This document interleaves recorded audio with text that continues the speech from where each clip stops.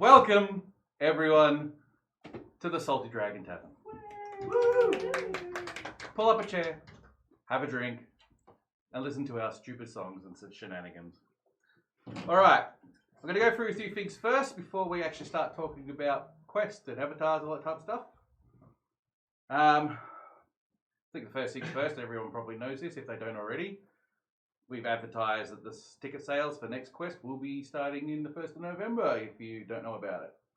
Of course, there will be the 200 tickets, then another 200 after that at a slightly expensive price, and then after that it'll be even more expensive. So get yourselves in early if you can. I also want to do a shout out to any of the people in Perth because they're having their Shattered Lands event this weekend, so good luck to them. Sorry? Shattered Worlds. Shattered Worlds, sorry, this is like a whole heap of different Shattered. Also, I want to make sure that the people who are watching this particular stream that we also run our D&D game every Sunday night at 6:30ish. We run a D&D game in the world of Althea. We also have, which we'll go through the chat every once in a while, a link to our Shisha Den for the GoFundMe page to get that going. And of course, if you want to donate and all that type of stuff to this, then it's also linked through the chats as well. If you want to add subscriptions or anything like that, there's usual Twitch stuff that goes on about this. Anything helps. Next week, we're looking at a tentative Wednesday at 8 PM for another talk like this with some of the warband leaders that went to Quest. And then the week after that, we'll have some of the players. All right, so what we want to try and achieve here when we talk about this is both the good and the bad. So we're going to go through some good stuff that we had and probably spend the rest of it talking about the bad stuff because we just get hooked up on that. No. But we're going to try and do it in such a way where we can try and use this as a methodology to improve everything, or at least discuss what we saw that was possibly bad and see if there are particular ways that we could identify it could have been better, or at least make it aware why it was bad. If you have any questions you actually want to ask, by all means, put them in the chat. I will try and keep up with it as much as I can and look at the questions. And if we've got time, we'll actually talk about your questions. Probably something I forgot to mention to you guys is I would like you to introduce yourselves. So I'm going to start with this side. Your name, your character. My name's Andrew Morton. I've been the Blue Avatar Calmhawk for the last 2 years. Oh, me. Sorry, that was, yeah. I felt the temperature drop. You can hear the pain. Yeah, Mad World plays softly in the distance. My name's Michael Sixtus, and I played the Black Avatar for the last year. After Wolfie played it, was it Matthew Bolch? Jet Bulk, yeah. I forget his surname because it's just Wolfie. What's your Avatar's character's name? Oh yeah, Janos Sandaria, Black/Silver. He had a last name. Yeah. He was married. He took her surname. Well,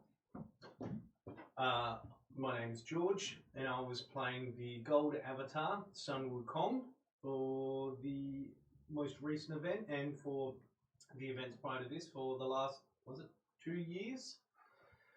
Yeah. So I've been the unseated gold up to this point. I'm Chris Alfonso. I played the most recent rendition of the Red Avatar at the last 2 quests called Anatoly. Eventually, this didn't start with a name, which was great. Hey. Christina. My full name was Juanita de Rosa, and most people knew as the Queen. I'm James Freeman. I played the Green Avatar of Joy for the last year, and I picked up after Hayden Jones stepped down from the role. I'm Michael. I'm going to be helping Tim comparing this this panel of esteemed people. I've also been observing the game mostly as a photographer under the professional hobbyist. You can check me out on Facebook and YouTube. Like and subscribe. Follow me on Twitter. But yeah, so we'll be going through some different perspectives here. And Tim's just checking some stuff with the stream, and he'll be Yes, back. I'm just going to adjust the sound because it's a little bit quiet, so probably just a case of for you guys to speak up a bit if you can for the time being. While I adjust Open your everything. mouth. Open your mouth. All right. All right. So we'll go through the very first question, which is basically for you as an avatar and a queen. Your most memorable or greatest moment of quest. You can make that joke. I'm not making that joke. How'd you know I was both? Who would like to start? Yeah, I'll go with mine then. One of my best moments as Avatar was one of my little side goals for these most recent quest was to work out where the hell the Void Dagger came from and to destroy it because my character was holding a personal grudge against the dagger itself. Yeah. And so, as an aside, somebody randomly, it was funny, I died. Yeah, you care to tell everyone exactly why you had a problem with the Void Dagger? Oh, yeah. So people decided to lay an excellent trap for the Avatar of Joy, which is they all got together and they were all really happy and all really excited and they invited me down to enjoy the festivities. So I went down to enjoy the festivities because mortals are good people who are capable of doing kindness and love even to their enemies. And then they slaughtered all of my friends and family around me and used these red and grey tablet things that they knew weakened me because they were memorial for a long dead species and made me feel sad. So they waved that at me until I felt sad and lost my power. And then they killed me with the Void Dagger anyway, even though I actually had no power. And they could have killed me with any weapon at that point. But yeah. So they were overachievers. Oh yeah, they destroyed me incredibly effectively. I think it's just enough. But yeah, somebody told me they thought I got a bunch of rumors, but I got one that was correct. I found the location of the Void Dagger, and I worked out that I can't do anything about it because I'll just get Void Daggered again. So I got the few warbands that had pledged to me at that point. We rallied up, and we went in. I lured the guy with the Void Dagger out. We murdered him. I wrecked the Void Dagger, and the next day, a whole bunch of people kept on telling me that they know where the real Void Dagger is, and I better be careful because they might use it against me. And it was so much fun to look them dead in the eyes as they explained to me that they knew where the Void Dagger was after I had destroyed it like less than 12 hours ago. It's just... Wholesome stories, guys. Have you got a wholesome story? Yeah, look, I reckon, like, there are a couple of, the one that stands out the most would have to be, actually at CryoQuest. There was a couple of people that came up to me who weren't seasoned role players by any stretch of the imagination and were, like, quite new and, quite anxious about it.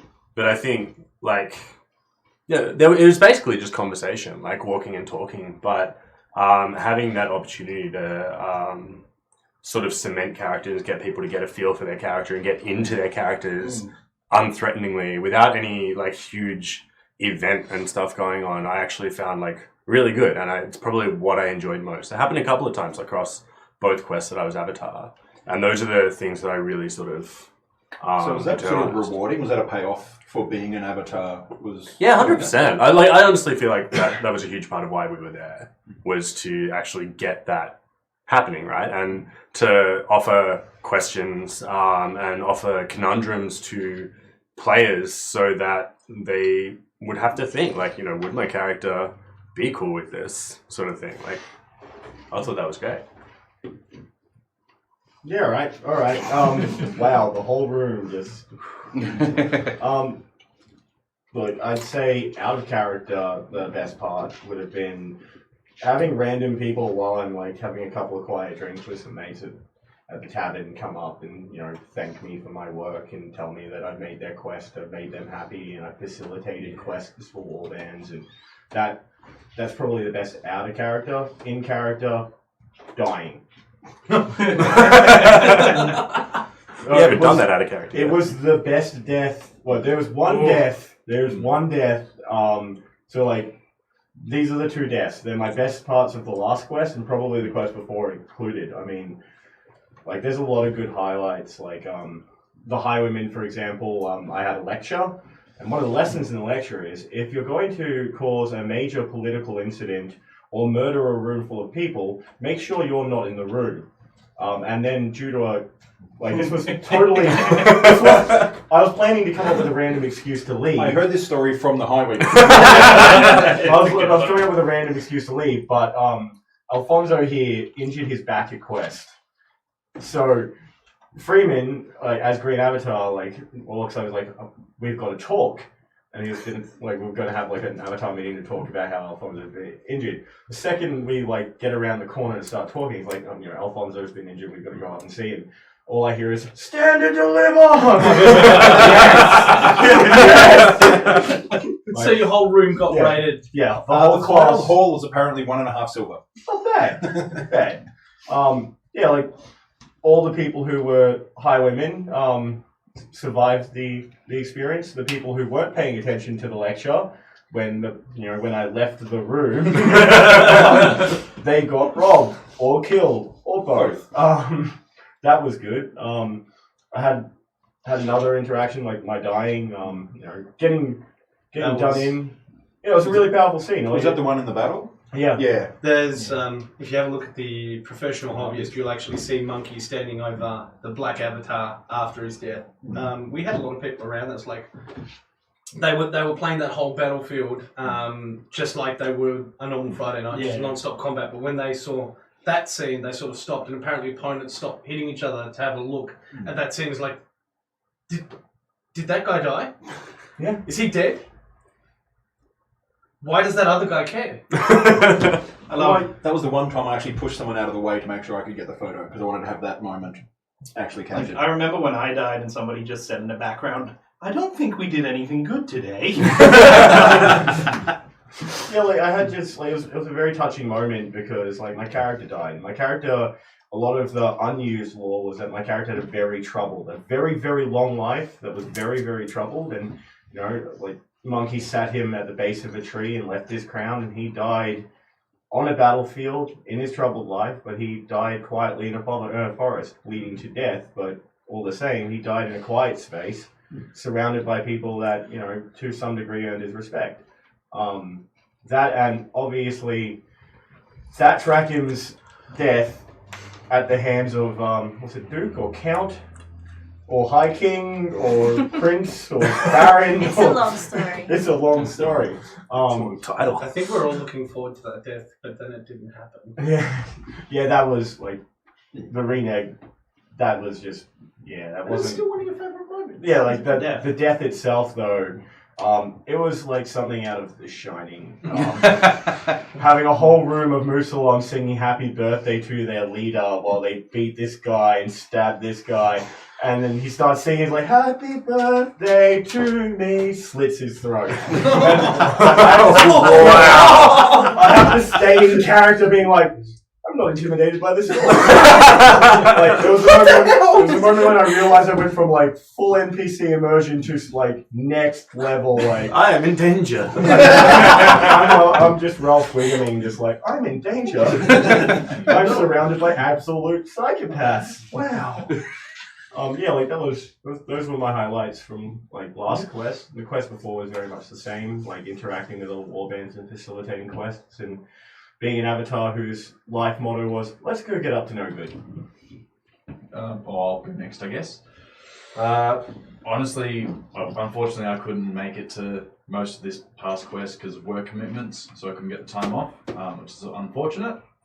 However, while I was there, the fact that the amount of roleplay that has happened since I started as an avatar has gotten so much stronger and so much more open, rather than just people having a private little talk in a corner doing some roleplay, whereas we're having people just stride through town, shouting, challenging people, and just general setting the mood.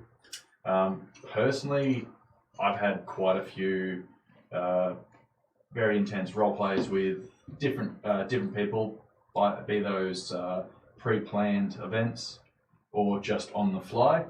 A very positive one was when I was dragged away from, this is second Avatar quest, so Map King 3, yeah.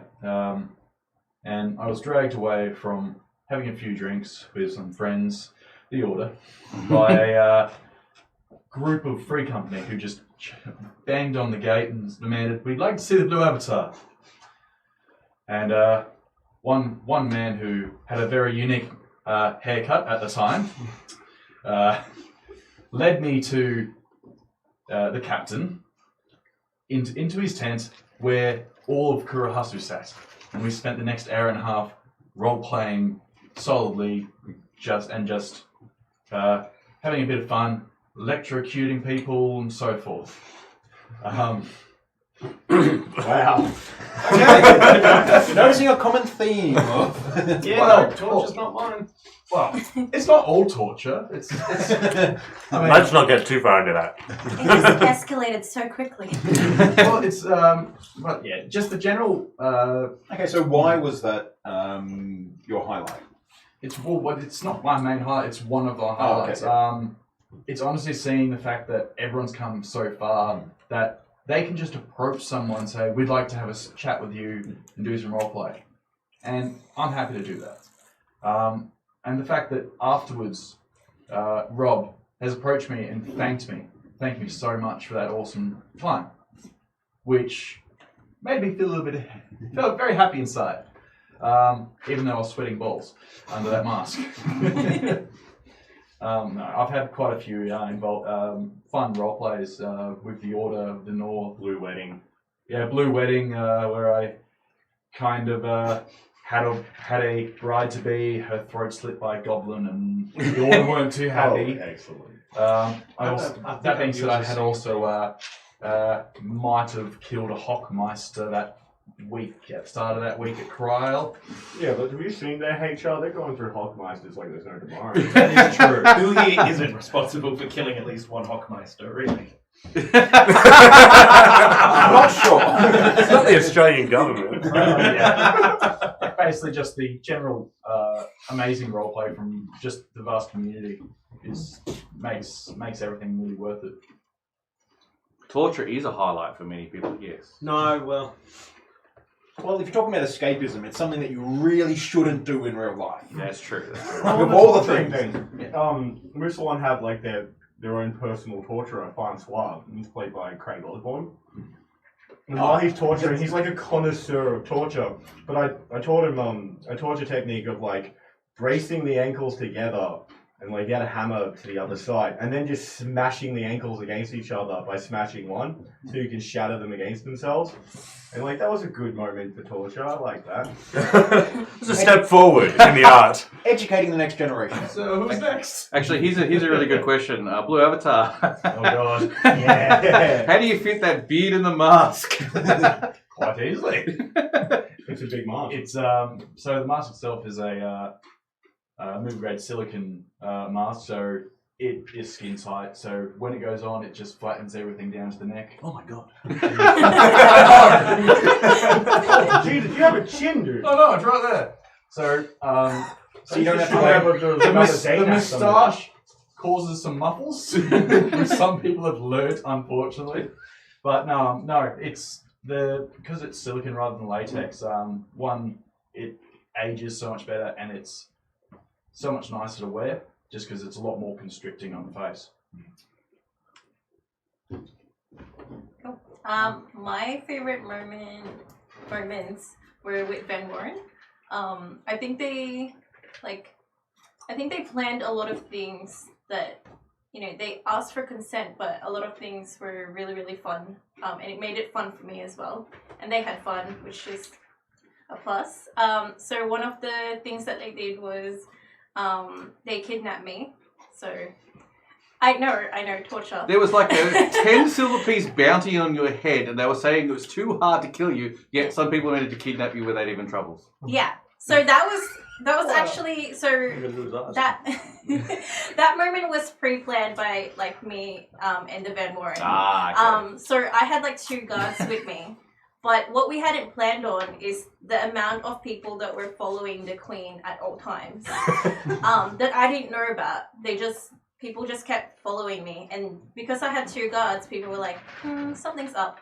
So we had this interaction in the Kurohasu kind of lane, and we had Van Warren coming through, and they try and kidnap me, but then Emerald Legion came out of nowhere and they started fighting as well. But because it was RP, obviously Van Warren won, and they managed to kidnap me. And they took me into their camp and started graffitiing all over my arms.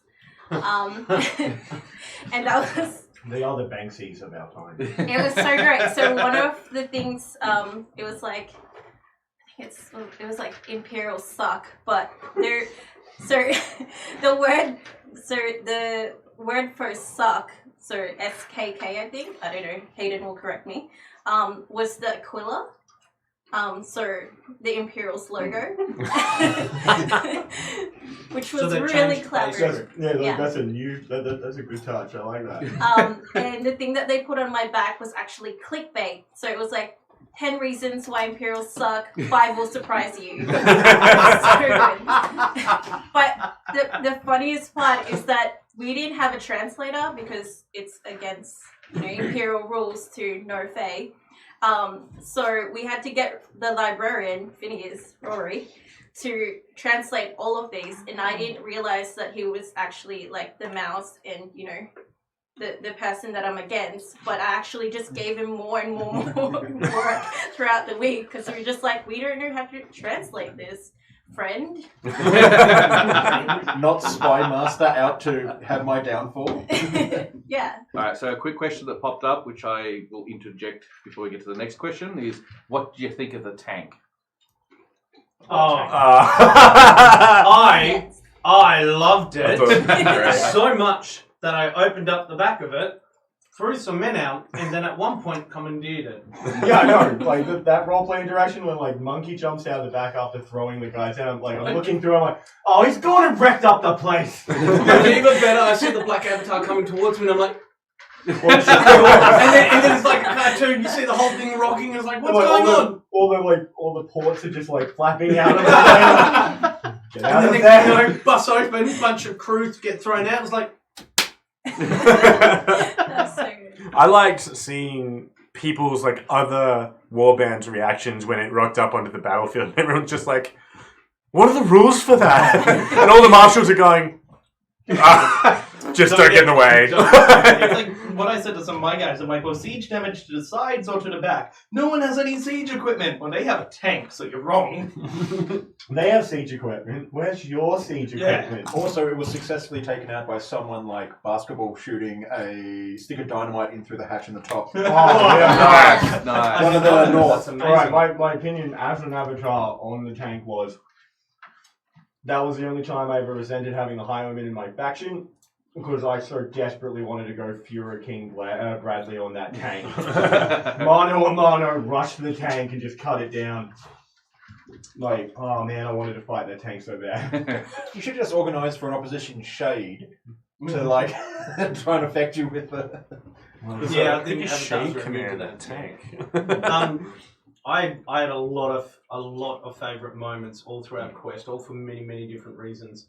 If I have to strictly say for the most recent Quest, I'm actually tied for it for each one for different reasons. One of the ones that I really enjoyed was when all the avatars were pretty much overseeing a mass ritual being cast by the mages. And I thought I was a shoo-in for a win, but then certain other factions, mage groups happened to make it to the finals, so to speak, and then they banished Monkey, but they just didn't do it by saying, "You're the weakest link." I was banished via a hug. And I'm like, no, you can't do that. It's like, actually, she can. Is that why you trashed the Red Hound? Yes!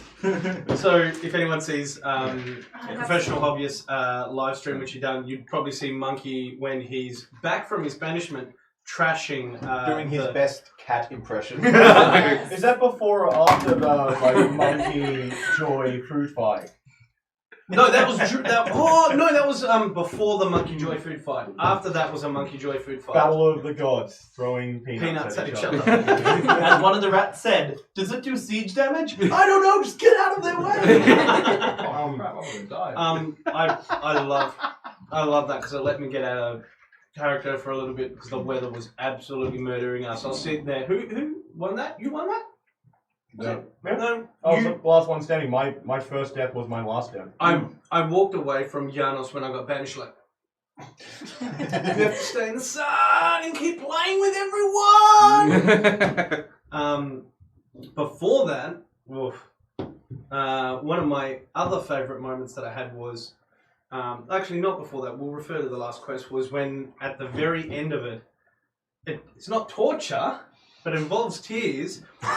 Is when I relayed the ending of everyone's stories and what had happened after the victory battle at the Rainbow Bridge to multiple different warbands as they came to terms with the fact that their characters were now mortal. The reason why that was one of my favourite moments in all of my time as an avatar is because it wasn't flashy, it wasn't showy, it was no more than a 4-minute, 5-minute explanation, but then people who'd been playing a game that had semi-immortal characters, Highlanders if you will, had just begun to realise that, oh, those people that died in that battle, they're not coming back.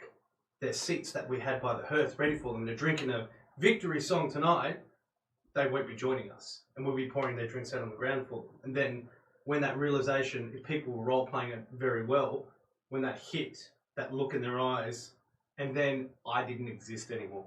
So I just get up and walk out of camp, tell the next warband their story. That had a massive impact. I will say that would have been the best moment. Someone turn around and go, "Oh really?" Stab. Also, like on that though, like I had to tell a bunch of people that they hadn't been permadeathed in the forest battle. I went from like camp to camp being like, no, you're not all permadeath. Like as it turns out, no, the rules that are written, like they were written by like the Swordcraft organization, didn't just change without anyone's knowledge. We're all good. Like, Oh, the rumors. I did miss one. I'm trying to think of it. Oh yeah, Dwarven speed dating at the last quest. So we did Dwarven speed dating, and like as a special guest appearance, I show up as an avatar, and there was some guy who apparently was like lagging, like grassing up one of the Sekonze. So like one of the Sekonze comes in and kills him, and then gets dragged out. A few jealous husbands or something like that kill a bunch of other guys. So in the Dwarven speed dating like conga line of people, there's a bunch of empty seats. More accurately, there are 2 empty seats. So I commandeer a shade who was just like following me around because I'm the Lord of Shades. Being the shady avatar, I have a shade with me. I've heard about this. Yeah, I sit him next to me and we jump into the speed dating line because we're just filling seats. And like of the 90 seconds that you get, being like playing an arrogant character who's like so full of himself, at least 60 seconds of that is introductions and titles. Me talking about myself, like my current occupation is demigod avatar. I'm looking for a big fat healthy promotion real soon. I'm just going through like all of these titles, then finally like getting to it, but like finally getting to like the part where they start talking, and then it's ding next question. But like I was giving dating advice according to Janos the Black Avatar, and I'd be walking up to like random guys and be like, remember, women have weak hollow bones that allow them to fly. Like, if you weren't an avatar, so many people would be waiting for you outside. Yeah, I'd just be like, oh, and also remember they have binocular vision. If you don't move, they can't see you. So just to move around. And I'm like, not a lot of people picked it up, but I was just like, my character may have mistaken the word woman for wyvern. It's like I was describing something that flies and like, they're strictly carnivorous animals. Like, although wyvern speed dating would be an amazing thing. Oh yes. Well, you've got your men and wyverns. How fast can you run? Where is your cloak? Yeah, it's through the east Talk around about the the world. cloak. Talk about the cloak. Can I just add a quick thing? I think a lot of players would have found a great thing in the Shisha Den in this last quest. So a lot of props to the whole. I know there's a whole team behind the Shisha Den, big team. but I'm sure a lot of people found that to be a really good resource. Actually, yeah, Christina and I did. We may have cancelled a lot of plans. Like it was a long week and we were stressing out, and I'm like, screw it. In-character reasons. We come up with an in-character reason. We grab like the nearest friends we can find. We invite them down to the Shisha Den. So we go down with like the Moose Salon. Sarah, leader of the Highwaymen, comes down. Bloody Rats came down. We just chilled out in the Shisha Den. Because the second we get in there, we jump out of character. We start talking about like how much fun we're having, best parts of the week, worst parts of the week. we had an hour where we got to like take an hour off because it was. Yeah, that for me actually was a very interesting thing because when I put the idea of the Shisha together, I was actually trying to create an environment for role playing. When a lot of people got in there, they did. They went out of character and just relaxed and stuff like that. And immediately I saw that, well, I didn't think about this happening in this particular way, but everyone who relaxed, I think gave themselves a refresher. Gave them a chance to sort of just take all the stress away, have to relax, breathe deeply, do all that type of stuff. And it was an absolutely great environment. People were coming in, especially towards the end of quests and stuff like that, doing their sort of warband debriefs. I know the Aratu came in and had a warband debrief, which was just really interesting to listen to them talk about that. And the Lions basically almost half own that place. Oh, is that what they're hiding a lot of? Yeah, they're hiding. They're putting your kids through college. All right, so we're going to get on to the next question, which is going to be the somewhat of a downer question. Hopefully we can turn it around. This is one of those scenarios where we're going to ask these avatars and these NPCs and the Queen something bad that happened last quest or the quest that they've been at. And we're going to do it in such a way that try and figure out why it was bad, how it happened, and if we can think of ways to solve it, or if at least just don't identify it. At least if we can identify it, I'm happy with that. Or any lessons learned.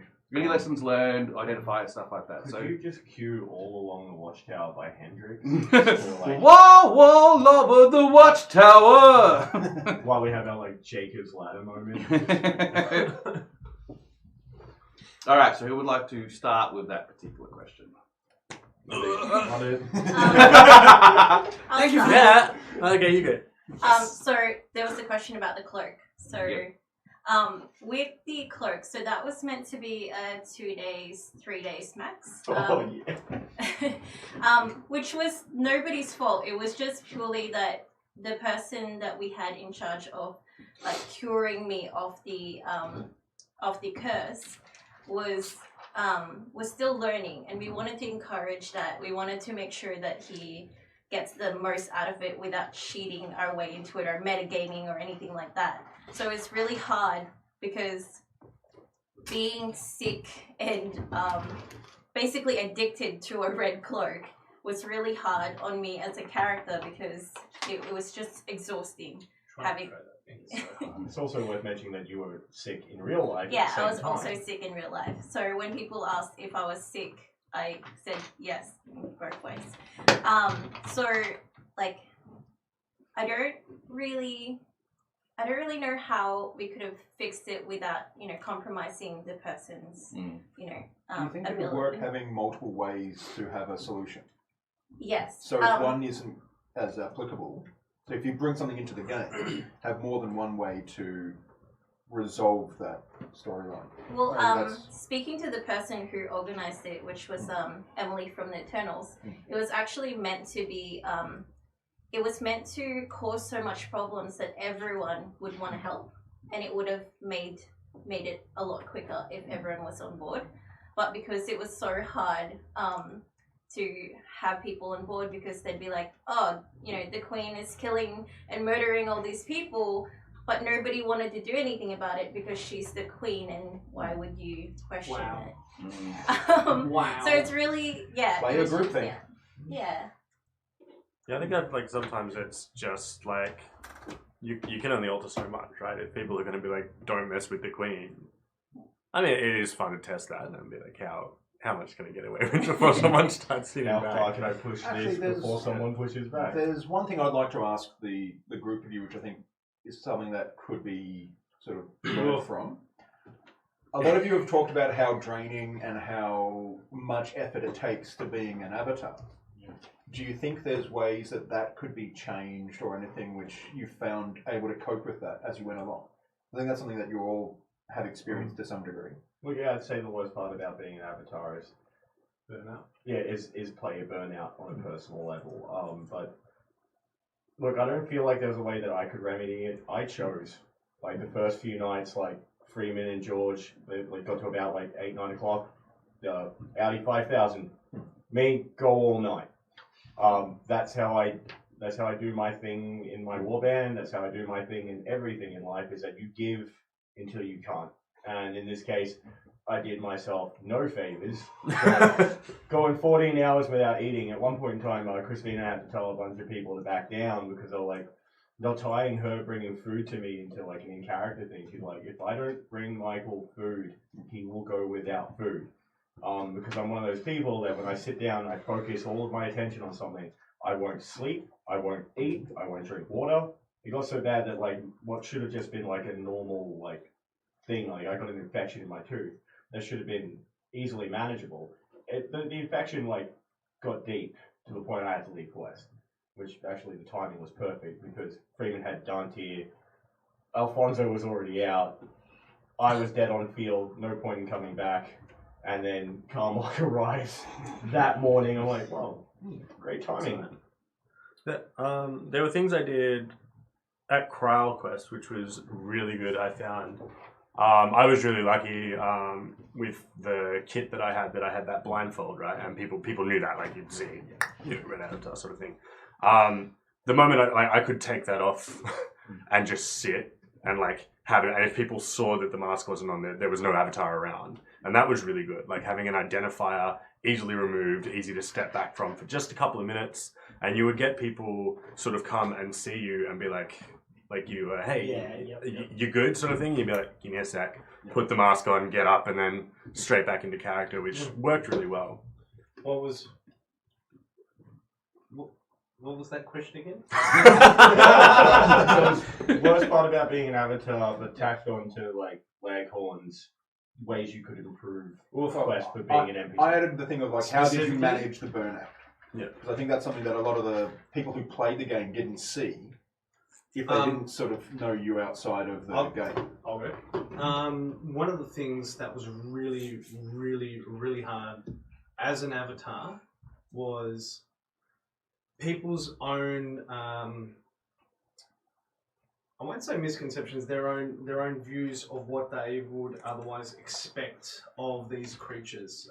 Not so much that they give a form of criticism that they'd say, you could have done this, you should have done that, but that a lot of players, and when I say a lot, you've got to remember this, we were dealing with up to 700 people in one go at one point, is that some players wouldn't, as the term would be used, play ball, because they didn't like that there was a unrivaled creature in power in terms of unexplained magical prowess or roleplay ability, or even meta knowledge that they can actively use in the game, and they didn't like having to, let's say, bend the knee or have to Be the protagonist hero. Exactly. Yep.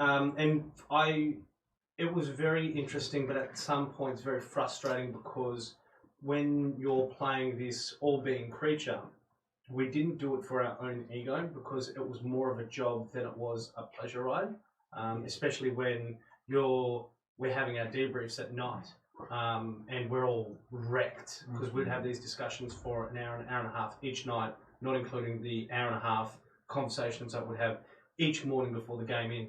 And it was very, very frustrating with some players that would just, at a point, they would make you an NPC to their own game and disregard anything that you've said or any directions that you give for the sake of themselves, and not realizing that actually derails a lot of things that other people need to know, because their complete disregard is not something that was performed in character, but more of an out of character thing, because they didn't want to imagine their character brought low. An example, not something that happened, but an example is if someone had angered this demigod of power, and then literally have that character strike them down, and then they sit there dumbfounded, like, you can't do that. But that's what happened, and that's the role play. As an example, that was one of the most difficult things for me. That leads on to probably one of the more difficult things for me to deal with was when I had young warband members who were really invested in the Avatar game and really trying to understand its world, sometimes first-time questers. So this is their first and only chance they will ever get to understand a world of Althea that we've all been in and we've all built and we've all put blood and sweat and tears into, and it's their only chance they'll get to understand it. And so they come up to me and they ask questions and I answer them. Sometimes I'll answer them roundabout if it's too much information, but I'll give them some information, and then they'll ask a question that Joy in character would not give to a stranger. Like, I'm not going to lie to them and send them off the rails and make them on a goose chase because that's sort of the character That joy was I'm playing. difficult. But I had to say to some people, well, talk to the avatar you're pledged to. And the response was, my warband leader or my warband as a whole, we've decided not to pledge yet. And then so I want to give them the information they need to start working out the grand puzzle. But there are other warbands who have pledged and have been working for me for 2 or 3 days straight, like turning up every time I click my Why should fingers. they get less info? But that's the thing. There are people, though, who, due to no fault of their own, were not involved in the Avatar game. And it was really, really hard for me to almost exclude them from information they needed. Like, information, they're like, what's the battle one today about? And I'm like, ask your avatar. We don't have an avatar. Well, why would you know what the avatar battle is? Yep. And a good analogy I came up with, which really worked in character, was, the last person I gave a whole bunch of free information to created a void dagger and stabbed me with it. Thank you. On the flip side of that, though, Yeah. there were people pledged to you that would have the information, and I feel like the avatars being the only point of information, the only place people go for information, was perhaps a mistake, right? Because they could just as easily have gone to someone they know is pledged to you, with whom they have a relationship. Once again, if it's their very first time at a quest, how are they going to know who's in which 50 warband? It's also worth noting that, like, a bunch of times when I had that very same issue is I just throw Phineas under the bus. Can someone explain what Phineas is to the viewers? So Phineas is our librarian, half-elf. And actually deserves to be sitting here. Yeah, right? he Just deserves, throw it out. he deserves to be sitting here where I am. Well, he because- normally does sit there during the D&D game on Sunday nights. He probably knows more than any of us about the about overall like game. the world, because he's the librarian, he's the most knowledgeable man in all of Althea, and every time someone had a question, like, why don't you just go ask the librarian? There was a Senka quest that was supposed to be 2 days long. It's like the curse quest. I sent up, which is like, this was before we came up with the Rainbow Bridge Highlander fight stuff, because like a lot of this goes into like backroom stuff. So like we have a lot of like big events, not backroom casting couch. That's not on this stream. That's actually on a different stream. But there's a lot of. It's actually how we met. I know, I was watching. Chris, you're the director, right? But yeah, I was like, directing. a lot of the big events that we plan, like the storyline would go through this way. If there's an event like, say, an avatar gets a nasty infection in his jaw, he'd have to leave, or someone tears their back, like tears a back muscle, or they just have a boss that won't give them leave. We have to like adapt some things, but so like just like the curse fight, like I came up with like before we planned the whole like portaling out into the unknown Great Green Yonder thing, I came up with a quest line where I'd help the Senko go home essentially because they're from a different realm, which worked out great when I died. They still got a way out. But loophole. Yeah, like loophole by accident. That was supposed to be a 2-day quest. The big silver orb thing. I think they wrapped it up on Saturday. Yeah. I threw Phineas under the bus because I was really busy. I had to get to debriefing. I had to eat apparently. Yeah, like I had a bunch of stuff to do, and I really wanted to engage in the role play, and I did. But then we had Phineas tortured for information. The scroll that he made. It's always torture. And then of course, I'm the guy who likes torture. If you want something, beat it out of them. If you want to roleplay a quest, just torture people. Yeah, with consent. Speak people. With consent. Did anyone try asking nicely, or was it just like, right, torture time? It's like, I'll take money. No, get on the chair. Phineas in character is actually my best friend, half elf. Was. Still is. I never found out. Oh. But I actually just spoke to him nicely. I was like, "You're my friend. You wouldn't do this, so explain now." You politely. While a insinuated- bunch of my guards are around him. Explain. In a friendly huddle, not intimidating. But Just with knives on the table. I threw him under the bus to get tortured and that. And he comes back to me with a bunch of quest steps. Something about the world ending by a great tidal wave, something like that. I'm like, oh god, I'm gonna have to roll with this. Like, thankfully later, Kyle from the elder, I think Top Knot at one point as well, and Marianne sat down with me and we was like, okay, so we have to unfuck all of this. Oh boy! Pick apart that. God, I'm ball so string. good at doing that. Wild ride. There was. I just want to say one thing which I think, I don't know how to make it better for the next set of quests. I think if they're better constructed, but one thing that I did absolutely hate. Some people say they like parts of it, but I hated random rumors being spoken as truth out of game. So that when we have people walk away from a section of the event saying, okay, so this thing has happened, and all the avatars, all the organisers, or the marshals like, we never said anything like that was going to happen. And then when people would sweat us black and blue the next day when they've done something wrong and get punished for it in game, they're like, why? And it's like, why did you do this thing? And they're like, because that's the way it is now. And it's like, did you ask anyone? Did you ask? All these people that had all these issues that were coming up with the most random of rules never once tried to get them clarified. Well, I was under the impression if we were to kill all of the avatars, this was Math King 2, the Great Boar Hunters, the Arisians called it. Like there was a personal reason for me becoming a rune warrior and hunting Simon, and that was because he fed my heart to Tony Coulson's Breton character, and when I came back from death with my memory, I'm like, if it's the last thing I do, I'm gonna ruin your everything. You didn't kill me. Yeah, You tried to get me while taking it down, but Give it straight. like we hunted him though. That was a really that was one of my all-time greatest moments. Like Hayden as the green avatar, like he rolling up this hill, and like Hayden's not the tallest guy. He's like what, 5'10", pretty sure.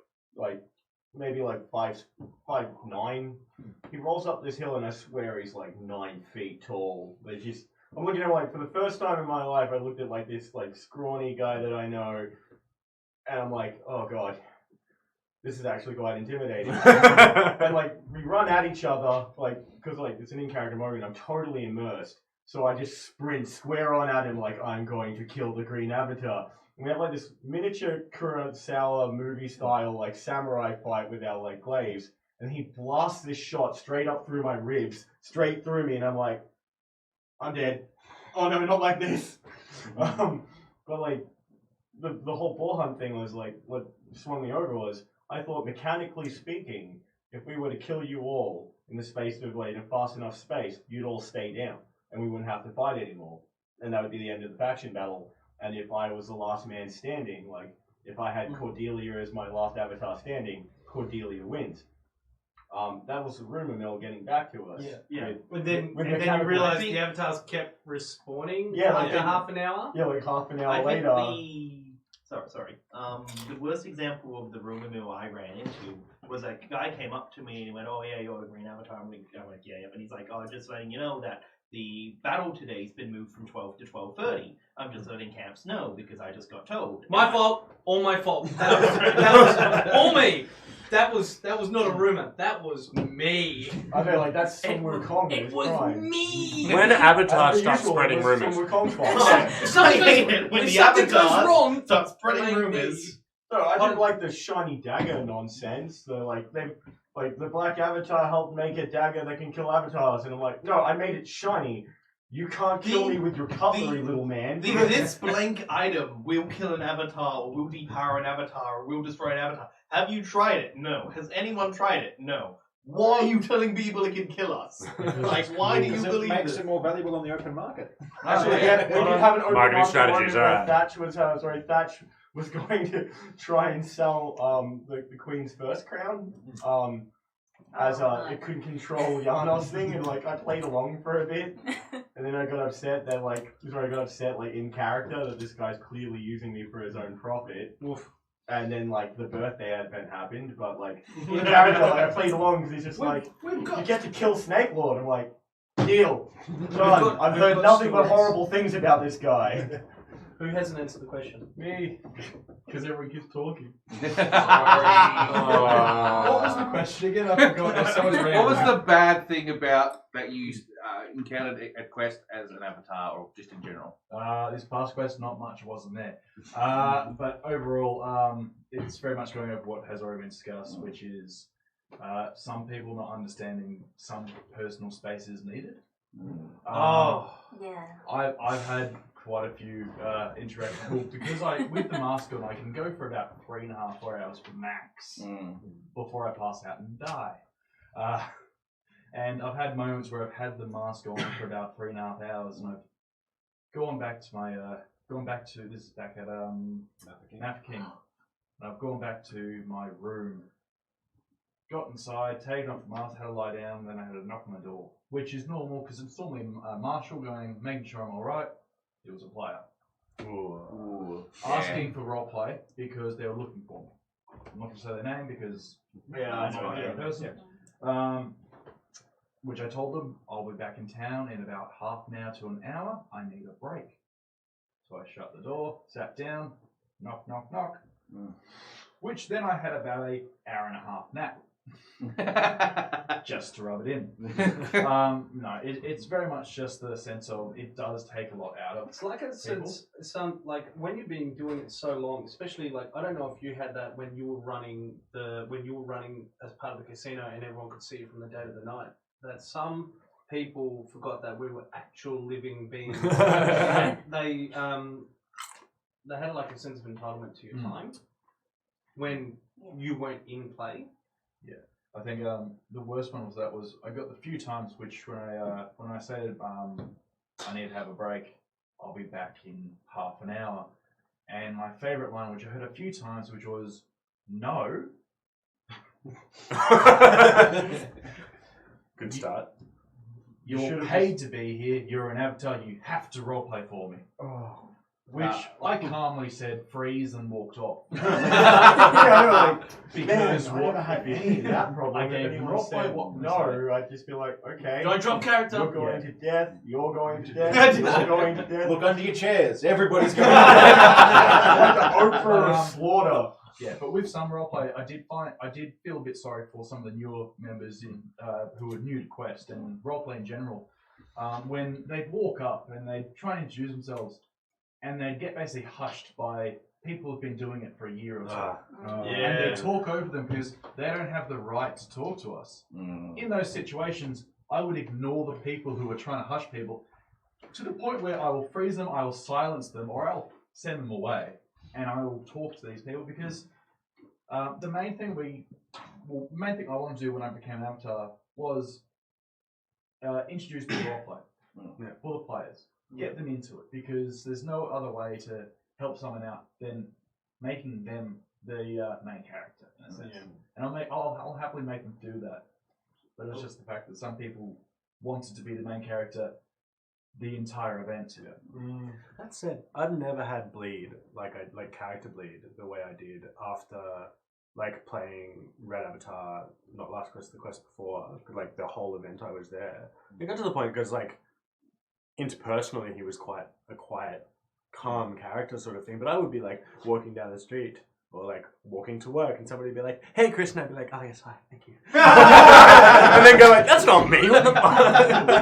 And my friends are going like, "Are you okay?" The best character bleed moment was about George. With the mayor? No. This is for. I heard this story that in the first time the avatars were there, from all sharing the same bunk room, and George in his sleep he rolls over and goes. I didn't actually think that story would come out. I had a quick It's question on the for internet Christina.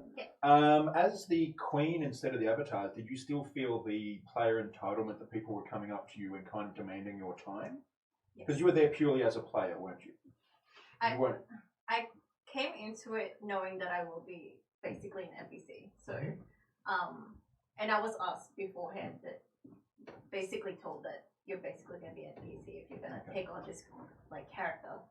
But it was really hard because I was a leader of the Imperials, so I had my responsibilities there. But I also had my responsibilities in like ensuring that my fiance ate food, and and like everything on top of that. But I'd have like people first day in at 7 a.m. going, are you in character yet? And we're still setting up the fort. Yeah. And I'm in my jeans, and I'm like, no, I'm definitely not in character. I have none of my makeup on. One of the things I've noticed based on this particular answer you guys have given is, I've noticed it too, is that people have this thing about needing to get these things complete straight away. It's like needing to get to level 50 straight off, the very first person. LARPing is different. Take that time. Give everyone a chance, and don't just go hammer and tongs, because you will actually miss half the stuff it's actually there for. It's the journey, not the destination. The journey, not the destination. Precisely.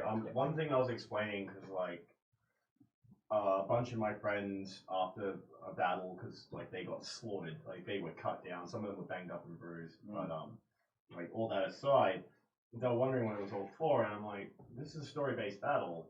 There is no winning or losing. It's story. You're there to experience something. You paid your ticket to experience a story. It's like being in a video game or being in a movie that you get to experience physically. But if you're immersed enough in it, you're getting your money's worth for. If you're not going to immerse yourself, if you're going to like push to level 50, as you said, as fast as possible, you're throwing that money out the window, and it costs thousands of dollars to get to these events. Like Jamie, like the Imperial Warband leader, of that big tent, that was $1,600, $1,700 of his money. That was half of the tent that he paid for, and all the import costs.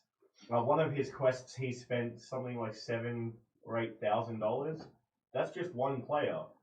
Take Crooksy, for example, when he ran Dragon Core Camp, like Dragon Core put a fortune into their quests. Free Company's the same. Like they come up with. There's a lot of big war bands. Like also, I might steal the North's Gates just to tell the guys I want that in my house. So there'd be over $1 million worth of gear on site. Yeah, like it's an expensive event. So if you're not immersing yourself in it, if you're not engaging with the story, pacing yourself, really building into it, you're wasting the money. And you're missing out. There's an interesting thing on that. It comes from elements of game design that some people will have their gamer's perspective, where they look for the victory conditions, the numbers, the how to do it. Other people are more story orientated or immersive orientated. So there are different types of players who will come through. But if you're at Swordcraft for purely a gamer's thing, you've got Friday nights. Yeah. Quest has the opportunity to have more, so I think that's where you should take that opportunity. I think though, I do feel for a lot of those players though, those that are waiting for you at 7 in the morning to clock in, because of how large the player base is and how limited our time is, for example, or the window of opportunity for something. Because more often than not, with what a lot of people who play this game experience, since it's not what's called a true LARP, is that the window of opportunity to be able to succeed at whatever task that they've set themselves for the day, be it complete their quest line with the Queen, have certain information obtained from an avatar or a set of role play. It's not so much about the amount of time in the day that they have, but how available those people actually are, because everyone's trying to get a piece of their time, but also the disappointment that comes from misfiring 3 out of 4 times. So let's say out of 4 attempts that they try and do said quest, an item is not there, or the person who's meant to continue on the quest line is not around, or someone's forgotten a set of key words or the item itself to continue the puzzle forward because it malfunctioned. So like there is a breakdown. So then next thing you know, going, wow, I've just spent all this time trying to do this little quest thing for this random NPC board. I now have to do it again tomorrow because my chance is gone in the wind to no fault of my own. And so those people, when they see an opportunity, they're like dogs with a bone. They won't let it go.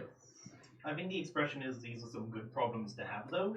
The fact that there are some people who are so eager to roleplay and get immersed that they forget the boundaries. Those are problems that, we will address in the future in Soulcraft as the community grows. But there are also good problems that I don't think we really had 2 or 3 years ago. We didn't have people so immersed in storyline that they were almost harassing people to get more information, to get more RP. And so I feel that is a good, good problem to have. Or guided enthusiasm. Yeah. Where it needs to go. I'm going to interrupt for a little bit because it's now been an hour. So we're going to have a quick break. Okay. All right, so we're going to be probably 5-10 minutes, and then we'll be back. Don't leave, players. We'll be back with some interesting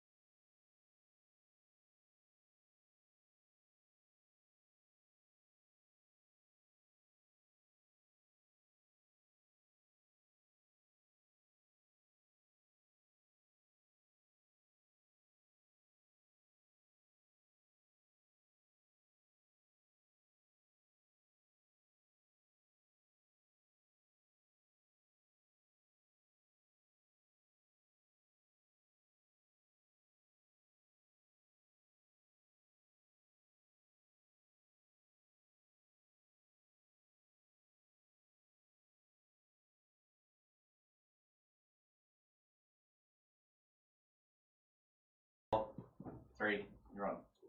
Oh, what a wonderful morning to be up with the sun. What a wonderful morning to be up for some fun. If only I could sing and I'd make it ring. What a wonderful morning to be up with the sun. We had a beautiful meeting with that. Encore! Call encore in the chat. Never. Do it again.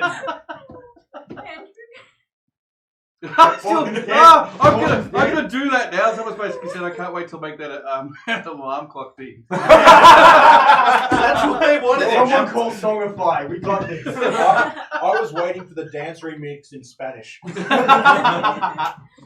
All right, let's get to this. Let's get to some Everyone wants an questions. encore, apparently. Please no. Please. Um, Please no. One question actually. $4.95 a minute. I'll make sure George does it. Don't say that. Well, that was an interesting thing to explain to the housemate. All right, so we're going to do a really quick one, which I really like. What one of the avatars brought up is they was going to quickly go through and do an MVP. Whoa. Who would like to start? Ash Harrison, Imperials, Fight Night. So dedicated to Fight Night, which was organised by Mez, so I'd give him an honourable mention too. Ash broke his leg at Fight Night, and yeah, that's definitely got to get an MVP award. Breaking your leg, literally break a leg for commitment to the game. Ooh, on breaking legs, our lovely Hans from the Order, Oh, yeah. Oh, Hans. who even came back in a cart to see everyone off. His foot looked like it was a What prosthetic. happened? He did a 180 spin, but his foot stayed in the same spot. Okay, cool. Yeah, I think the best thing about that, he was explaining that because of his foot, his jeans that he's wearing wouldn't fit back over his leg, so he had to wear his actual Order leggings as well. Jesus. George, MVP. No, you go. I'm gonna say, Phineas Rory. Like, that dude plays ball better than anyone else I've ever met through any roleplay experience. You literally just like, hey, I've got this kind of idea, like, let's roll with this thing. And he's like, yes, it! And just boom. I've never heard him knock anything back or not be fully committed to the bit. So, easy. That's such an easy MVP, isn't it? Yeah. Like, That's like saying Christina, dude. Like, Yeah, Blue Avatar. Christina. I'm probably going to go with the most cheaty answer I can think of. All the guild leaders. oh my god. Yeah. And their support teams as well, because some of them have grown down more numbers than any of you know. Like the amount of people contributing, donating, building them, and the amount of effort they take and run, and the amount of time they will spend before quest, before any of you see it, just to have them there and have things running. And yeah, it's an insane amount of effort they put into the player base, and they don't I get guess enough I'm shouting recognition. lips and kissing all that ass. But they definitely deserve Well, the MVP award. You'd know. Did, Oh, yeah. did you get chap lips? A lot of things. I'd like to add one in. The head marshal at each quest. Yeah. So the event manager, the event runner, the head marshal sort of thing is always a thankless job, which takes huge amounts of commitment before and during the game. Good job, Mr. Curry. Yeah, Mr. Curry. Especially when it's not BYO. Yeah. Anyone else? Mine would be, sorry, it's two because Yeah, they both two, that's kind of fine. did the same thing. So Mitchell Keats and Liam Goodchild for being guard captains and guard sergeants. Oh, Because yeah. Yeah. I know even Craig Osborne, who did the guard captain last quest, who I gave hell to. You gave hell. Oh, yeah. Yes, you definitely gave him hell. But just the amount of effort that takes, and people don't realize how much work gets put into it. And I know that both of them, all three of them did so much work throughout that whole week. Like, they had no breaks. No, they did a really good job. Doing an MVP for those people, I don't actually have singular MVPs that jumped out at me for the most recent event. The reason why is because a lot of people that actually role played with me, they all tried really, really hard, and they all did amazing things. It seems like a cop out answer, but like examples It being does like, seem like a but like you know, Well, that answer would be like all of our answers. So you could be like Peterson. I considered it. Mason. Oof. No, I missed that. What was the last pick? No, it's so like seeing as we all topped out by just saying like obvious MVPs, you could just be like suck up to the board. right. Exact. Yeah, no. There was a glitch in the Matrix. Move on. Move on.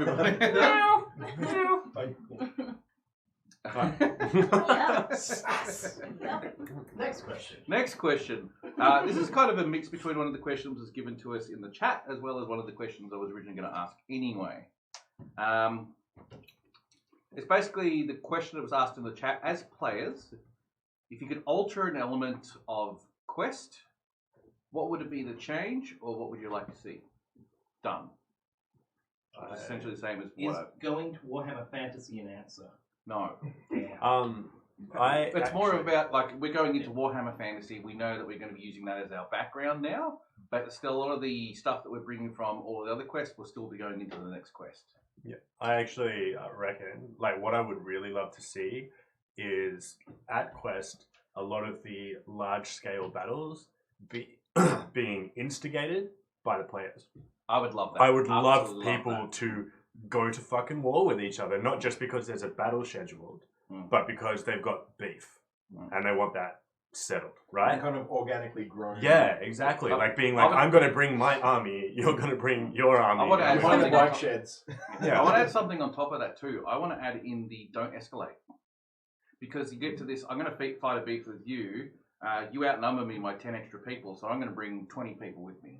Then they go, well, you now outnumber me with 10 people, so I'm going to bring another warband with me. And suddenly it's every warband in the game, which is fine if it's the big battles that we've planned. But there's actually something really good for having that small skirmish battle between 20 on your side or something like that. Yeah. So talk to each other. Go, you 10 up, you get 10 dudes, and we'll have a battle. Yeah. Have a small battle, not a big battle. There is this, the flip side of that is people don't want to miss out. Yeah. Yes. If something's happening, you'll get a flock of people going, I just saw like 30 people go this way, so I followed. Yeah. So you'll always On that second Avatar quest with the original avatars, no offense, guys. the OGA. We tried to do a basically big town fight where we had about 15 people per group. We named it the. You named it. Yeah, we named it the Gangs of New York. That was actually the call sign over the radio. Talking about names, can we get all your radio call signs? Yes. No. I basically get the original ones. I made them. Mine was codename Hentai. yes. George, would you like to say yours? No. Why not? You can tell. Okay, golden showers. I called him Super Wog or Wog Boy. I referred to myself as Blackie. I called myself James Freeman or Joy. I didn't realize we had the nickname thing until like 3 days in. All my nicknames got used behind my back. Better dead than red. At least they remembered your real name, though. That's no one ever true. got mine right. Not even the Peterson at the final battle. No one spells it right. All right. Yeah, so we'll continue on it. Anything Anything else else you you wanna think you could add to the game or change? Bad guys. Solarcraft has a desperate need for better villains. Not comic book villains, not twizzle your mustache and tie some chick to the train tracks. I mean real pieces of shit. Like the kind of person, just like my avatar, if he had one bullet and he wanted to do the most damage with it, he'd put it in your kids. What's what you were saying, Jonas? On that point, I think Musalon are taking an interesting step in that direction. Talking to Daniel on the first quest. Musalon are good. And he was saying that, yeah, he was inspired by After the Fall for some of the elements of that, to be able to engage into the game space without trying to succeed and win, to just sort of roleplay with people and have that set position that we're going to have fun achieving, like you're talking about that journey rather than the destination. So I think there's some steps going towards that. Moosline's good. So I guess the Moosline did suggestion well. is that They everyone got just- their crown, and at the end of that fight, when all the avatars are sitting there going, "You guys have done an amazing job," sarcasm, because Moosline turned around at the end of that battle and said, "You're all damned." like, you are all screwed now. Yeah, Moosline do a really good job. So I guess then I should adapt my suggestion to like More of that. 40% of the player base just migrate to Moosline. Yeah, Problem done. solved.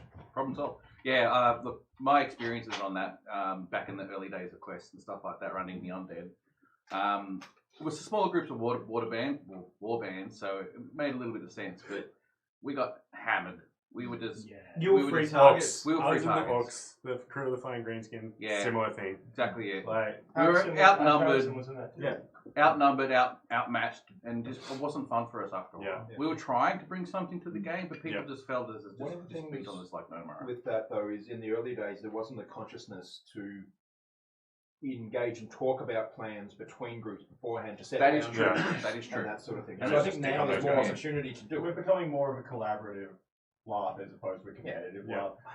I guess my main beef with the lack of bad guys, like again, it's because like all of the quote unquote good boys gang up on the 5 bad guys they can find.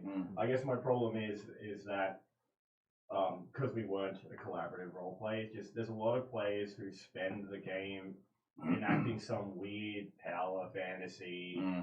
They don't know how to be small. Like my Imperial character, for example, he's a really lame trope because he's just a normal guy, and all of his RP posts, he's won the day through the power of friendship. Give like a rainbow on your Yeah, chest. like power of friendship, and like. Wait, every by time- friendship, do you mean you had your mates beat someone up? pretty much. It's just like he's getting like the hell beaten out of him, and then out of nowhere his friends show up and are like, well, that's not good. of course, it's going to sound bad when you say it like that. But They like, didn't have that on My Little Ponies. but, like the bad guys aren't really bad guys; they're more like bureaucrats, and it's weird. Like, who the hell pays like thousands of dollars to go to a LARP to do their like middle management office thing? I was going to say, can we just have a moment of silence for the Black Rose? Which one? That, ladies and gentlemen, Is that spicy? It feels a bit spicy. Oh, no, I'm out gin of for water. many years. I'm out of water. Anyone got some milk? I can give you some salt. But carrying on from that, I think the way to do it is like in any good story where the good guys eventually win, or don't even. I mean, I like it when the good guys lose. But everyone loses and dies. yeah, well, but there's a challenge, very right? good There's a job. challenge that gets overcome, and if the bad guys are forever small, then they're not bad guys. They're not a challenge. They're not the thing to overcome, right? They're just someone to shit on, basically. And I think that the community as a whole needs to back more up. Maybe like even work out rules. Be like, if these guys are going to be the bad guys first, give them some fucking powers. Adversity builds strength in a character, both in LARP or in video games or in movies or in any form of media, and also in real life. Like the people I respect most in this life are the people who have suffered, like just outright inhumane treatment. Like, you know, a certain beautiful woman that I know grew up in a third world country and, you know, suffered like horrible things. Yeah, it's Alfonso. And, you know, she's built a life for herself and become one of like the best people I know. And that's a hero's journey. Whereas the wider game as a whole, I find, is that there are so many like heroes who they're all demigods, as it turns out. I mean, not like our demigods who are evaporated with a single hit, but they're the other demigods that are not quite as strong. And like, there's so many bad guys that just don't get to be the adversity they're supposed to be. Do you think it's that people don't believe that they can have fun being the bad guys? I think the only As way to an have Imperial, fun I is think to... that's outright offensive. I think No, there's a dozen reasons. look, There's many reasons as people, right? When we're getting into the psychology of like the good and the bad for the way the play base works, like it comes down to relativity, especially when you're talking about powerhouses that make these pretty big groups of warbands that band together, that they don't perceive themselves as the evil, and those that do Continue. You derailing again! He's got the white mark on his eye. Took the marshmallow on the I'm eye. gonna watch him on stream. Instead of a black eye, you got a white eye. You won't find many people actually wanting to take up the mantle of a proper bad guy, because when you've got easy targets like, let's say, can you go quietly down a corner? I go down. Like the orcs, or when Old Chaos was around, or even Undead and that, they were pretty much on across that line for what people could classify as evil, and that was a PvP like targets. They were just free. They were free kills for that regard. Yeah. What I want to see in the upcoming game, and this caused a lot of conflicts. I'm not interested in seeing an overarching empire game having too much of an effect of a football style LARP, which is what we have at the moment with the battle game. I want to see more tiered objectives in the game. An example I'll give is when the avatars were around in, I think, was it second quest, when you would have when towers would randomly activate. The thing I loved about that is that I saw, and I'm not going to say whatever warbands because these are ones that may have been in my faction or outside, is that I saw these meatheads in full plate ready to go, but they're sitting there and they're looking over some weedy little librarian as he pulls over the scrolls. It's like, it's at that tower. Are we fighting at that tower? No. Whoa! Do we fight them? Nope. Because, for example, the mages and all the mages had to translate I the resemble scrolls. that comment.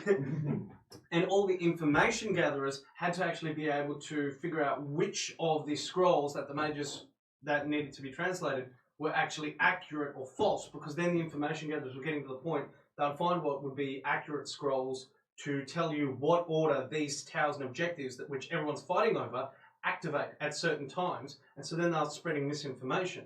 And then the mages would have to translate these scrolls that the information gatherers had obtained, and then when all that work was done, their warband leaders are sitting there going, so what are we doing? We're going to go for this one, and we're going to go for this one. Yes, okay, suit up, let's go. And they're out to fight. But everyone had to work together. That was what I call a multi-tiered objective. A lot of people hated the tower game probably for some of that reason, and because like my favorite thing about all of that is that actually my strategy of the tower game was, if I saw the elves doing something, kill the elves. If I saw Syme, the green avatar, because that was my green avatar hunting quest, doing anything, kill Syme and his friends and anyone around him. And the elves caught on to that, did their own psychological warfare, and picked a 0-point tower for you guys to hold. I don't care. Kill Syme. But still, that... Well, that's an example of having different objectives than what the overall story sort of thing is. And that was good, because I got to see so many different people working together, and players that otherwise wouldn't communicate with each other actually having to speak to each other as equals, because this was a point where the guy who had the most amount of hit points and could deal the most amount of damage had to be really fucking nice to that 2 hit point mage that they've been ignoring for most of the quest, because he was the one guy that has actually been sitting there translating these scrolls and has the information you need for getting this tower, because they would activate all these towers on the field, would activate at different times. You need to know which ones we're going to turn on and when. Well, it's like a group of us with they weren't very interested in the whole tower game, but we walked around with our flag anyway, and we got bored, and they've gone, put the flag on this tower. So I've gone, sure, put the flag on that tower, and then we've wandered off, and then we're just chatting around, and then we see Gold Faction all storming towards the tower we've placed this flag on. We've gone, hang on. Myself and 2 other guys, we can take them. I've just walked over going, oh, did you want this tower? Yes. Will you fight us for it? Now, this one wasn't here at the time. They're going, Avatar. 2 people. No, you can have it. You can have it. It's just the fact of, and because of that, we stole 1 point. I want to see some quests or some objectives that people, to a degree, and I'll be honest, are railroaded and forced to have to communicate with different sections of the community, because that actually gets them outside the comfort zone of people that have organised themselves into. That's part of the reason why we got rid of the forts, because we were seeing people Yeah, segregate people want themselves. sieges, but the problem was Well, with forts, like you said, is that But yeah, after like a year and a half, 2 years of running the Rogues Battalion in my warband, I had an incredibly interesting moment, because I've been in Swordcraft for years before I started running the Rogues. Very interesting moment. The first came after the quest, when the guys came up to me and went, "Do you know how good the Brennan are at role playing? They're a really interesting dynamic. They've got this whole ranking," and I'm like, we've been on and off at war with them for a year, and they're like, "Yeah, but I've never actually talked to one, because they've always been in their fort, and we're not allowed in, and we don't let them in our fort, because we don't like them." And I'm like, wow. Like, the fact that my that's guys... why I like freehold Glass objectives. shattered, like Yeah, exactly. Yeah, that's It's a why. problem I didn't realise we... As soon as it happened, like us talking in the background in our particular chats, yeah, we saw it straight off the bat. Suddenly, people were talking to each other. Also, the other thing I saw at the time we stopped doing that, and it all became individual camps. The very first time we did that, I saw all of the war bands create their own really cool camps. They were fantastic. You walk down the alleyways and walk down the streets, and even the smallest war bands just had some sort of decorations to represent them. Well, It was I fantastic. believe Jamie's fortress, like it was built by like several members of the warband. Like most of the warband contributed in some way. That was mostly built because he had to do that before he went out and got a home loan. Yeah. Because if he had got his home loan first, he would have not built a fort. Priorities are important. Priorities. Yeah. Priorities. But a quick thing on what you were saying, the original format for Quest all those years ago when Gareth and Brad were... Well, back in the days of the Drakenfest rules. They... Because obviously I know that I was talking to them about the design sort of process, they had a 3-tiered approach where you have stuff for individuals to do, which was your guild stuff. So individuals can go in there without any backing and be engaged. They had warband level stuff, which was sort of for how the camps were structured within their own sort of thing. You'd have a dynamic there, and then you had the overall game world stuff, which was the voting, which was affecting the overall storyline. So there is a capacity, if people are aware of how that goes, to structure things based on what scale of things it will affect. And I think that's come through without realizing it. Like the guilds are a good example where that's an individual person or small group sort of thing. And then you've got some warband level stuff, and then the avatar things seem to fit between warband and overall story, depending on which part you interact with. I would have loved for the avatars to be the bad guys at the end. Like, rather than amassing armies, literally be the ones to bring down 500 people versus 5 avatars. If we could, in some way, like some way to manage that, right? I think that would have been phenomenal. I actually had a plan for that. Yeah, each person you kill gets risen at I had a someone on your plan for side. that as well because like I played a piece of shit. Yeah, but like, Anyway, I'm going to interject because the conversation is absolutely fantastic, but we have half an hour. That's right. It's up to you guys if you want to continue on further. It's up to you. But I just wanted to hear if Christina had anything. Yes. Did you have anything to add? Like, what would you like to see improved or added? I just really enjoyed because I was part of the so my character was built up of other players building my character up, so it was so organic. Like I never thought I'd be a queen, so I'd love to see that happen more. That having every player just get involved with other people's players. And like I can't remember who was saying it, but actually interacting with other warbands, like they're not as scary as they seem. Like they're just people. In general, get out there, talk to other people who are not part of your warband.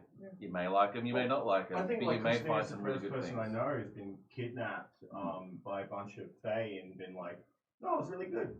And my best friend's in a carpet. We don't talk about that. Another quick thing on that is if more warbands have like an open gate policy after dark. Yes. So even if during the day when there's like political shenanigans and everything else, if you have a thing where like you can come in after dark and roleplay with them and talk with the warband, just don't do any dodgy shenanigans. It's a passive mode now. Yeah, Sun's it's down, like- passive. That's actually something I wanted to go on about too. That'd be my thing to improve, which is more on the players and the leadership that run these particular warbands, is to when the night hits, don't turn off your game.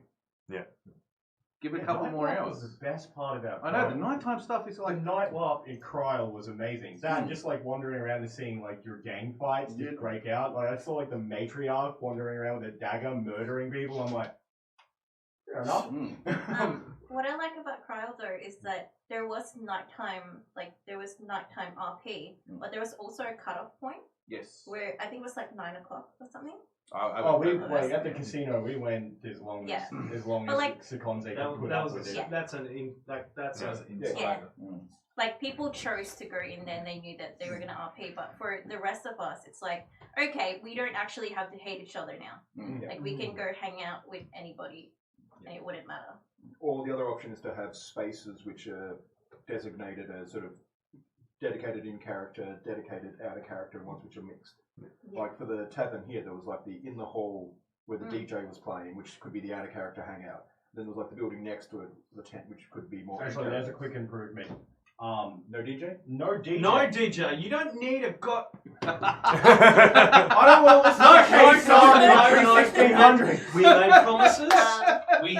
We have a very large amount of ever-growing bards in this community. If you want live music, start giving them more coppers and silvers.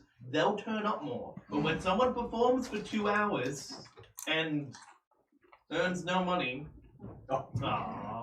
Yeah. but yeah, when someone performs for 2 hours and everyone says you did brilliantly and no one's willing to give them a single copper, they're not going to do another 2-hour stretch. I But gave when a handful someone, of coppers to an aria opera singer at one of the Seconze events. yeah, Like she was just like, If you amazing want- I singer. organised the smut singers to go around and got God, nine, they were great. 9 silver in an hour and a half. Not but bad. yeah, Smut wins. you want more singers, you want more actual bardic music, give them coppers, give them silvers. They will come back to your camp. All right, I'm sorry, I'm going to And interrupt. also Yep, live yep. anime. I'm going to interrupt Live now, and we're going to anime. go into another question. Okay. Because this is a question I'm pretty sure, even for you, this is slightly different for you because it's more of an avatar question. The question from one of the players is basically, how did you build your avatar? What was- Christina, answer first. Answer first. How did I build my character? How did you video? So I started off, I think 3 quests ago, or is it 4 quests ago? I don't know. About 4, yeah. But she started off as just like, she just wanted to kind of branch off, and it was, I didn't have anything in mind. So I was just going out there as Juanita de Rosa, who's running for Senate. Where did you get the name?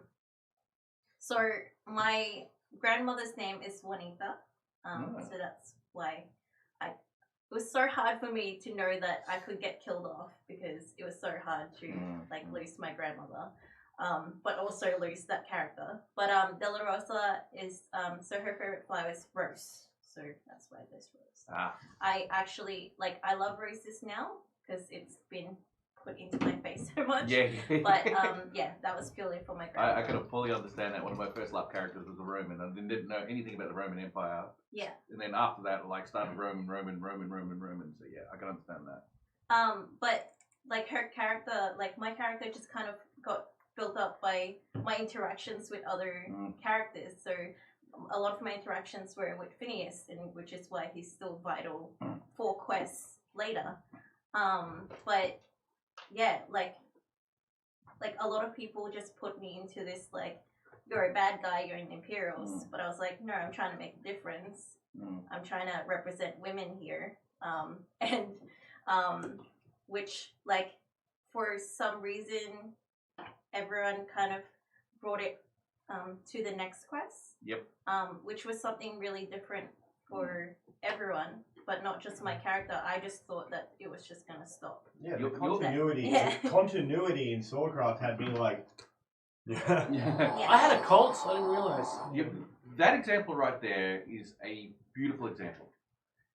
A lot of people will create this background for themselves, and then that's who they are, and that's who they stay. You don't need to do that. You'll find the more you talk to other people, the more you interact with other warbands, the more interesting things you get yourself into, it becomes part of your character. was it L Taylor who said screw your background, role play from the moment you get there. You don't need a big illustrious background. It's what you do that matters. Exactly. But it's very human as well to get to know yourself as you interact, as you gain more and more experiences in life, rather than being like, this is who I am, this is how I interact, this is how I would interact in that situation. But it would, like, the more interactions you have, the you know, it's gonna be different. So I could have been like a elf hating Imperial, but I decided. Wait. Like, let's not just Sorry. pigeonhole that as a bad guy. None of you killed me though.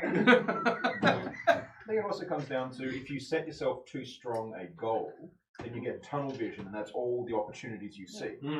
Whereas if you keep it wide, like if you set a goal of wanting to be a senator, then you'd miss out on all the different connections that ultimately got you to be a senator. Yeah, exactly. And so, like, having not putting blinkers on and going, this defines whether I enjoy my game, is whether I do this, will be, really beneficial to people. Definitely. Freeman? Yeah, so my character started out because I heard a lot of people saying they didn't really find their goals gel with their avatar, with all the avatars as much, and I really wanted to be an avatar more easily manipulable by the players. Avatar of the people for the people. Yeah.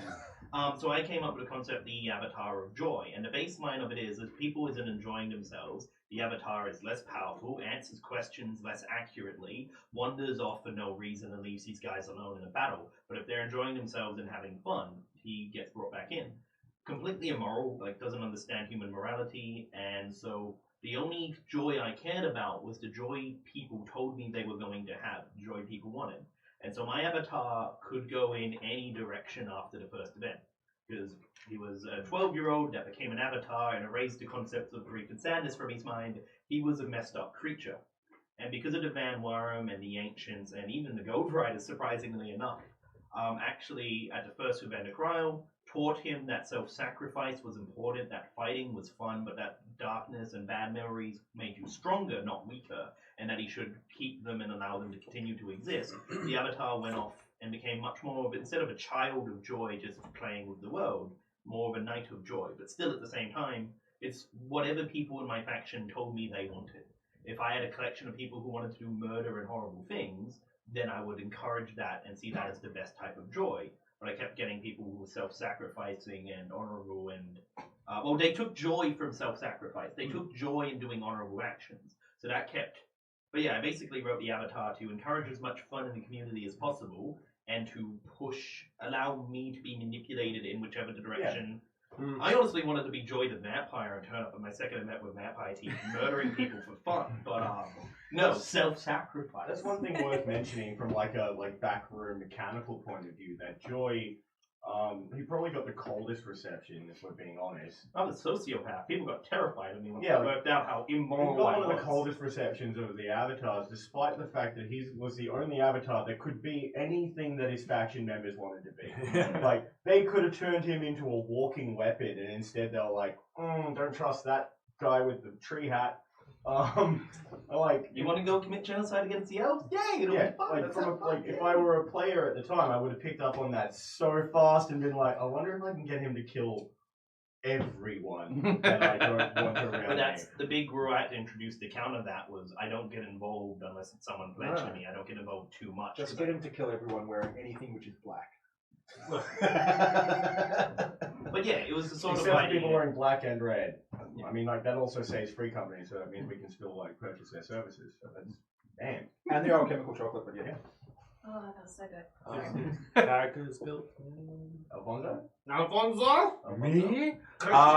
Yeah, cool. So Anatoly actually, the concept for him as just I just wanted to rely on, I suppose, the archetype of the wandering monk, and I wanted to create around the character a sense of grief in that he was an accident. Something went horribly wrong when Monkey opened the gate, and he was essentially infected with this ancient, powerful, and aggressive energy that slowly, essentially consumed who he was as a creature. But I didn't want it to be as simple as he's not there anymore and now he's something evil. I wanted who the monk was, the monk who he kept the name, Anatoly.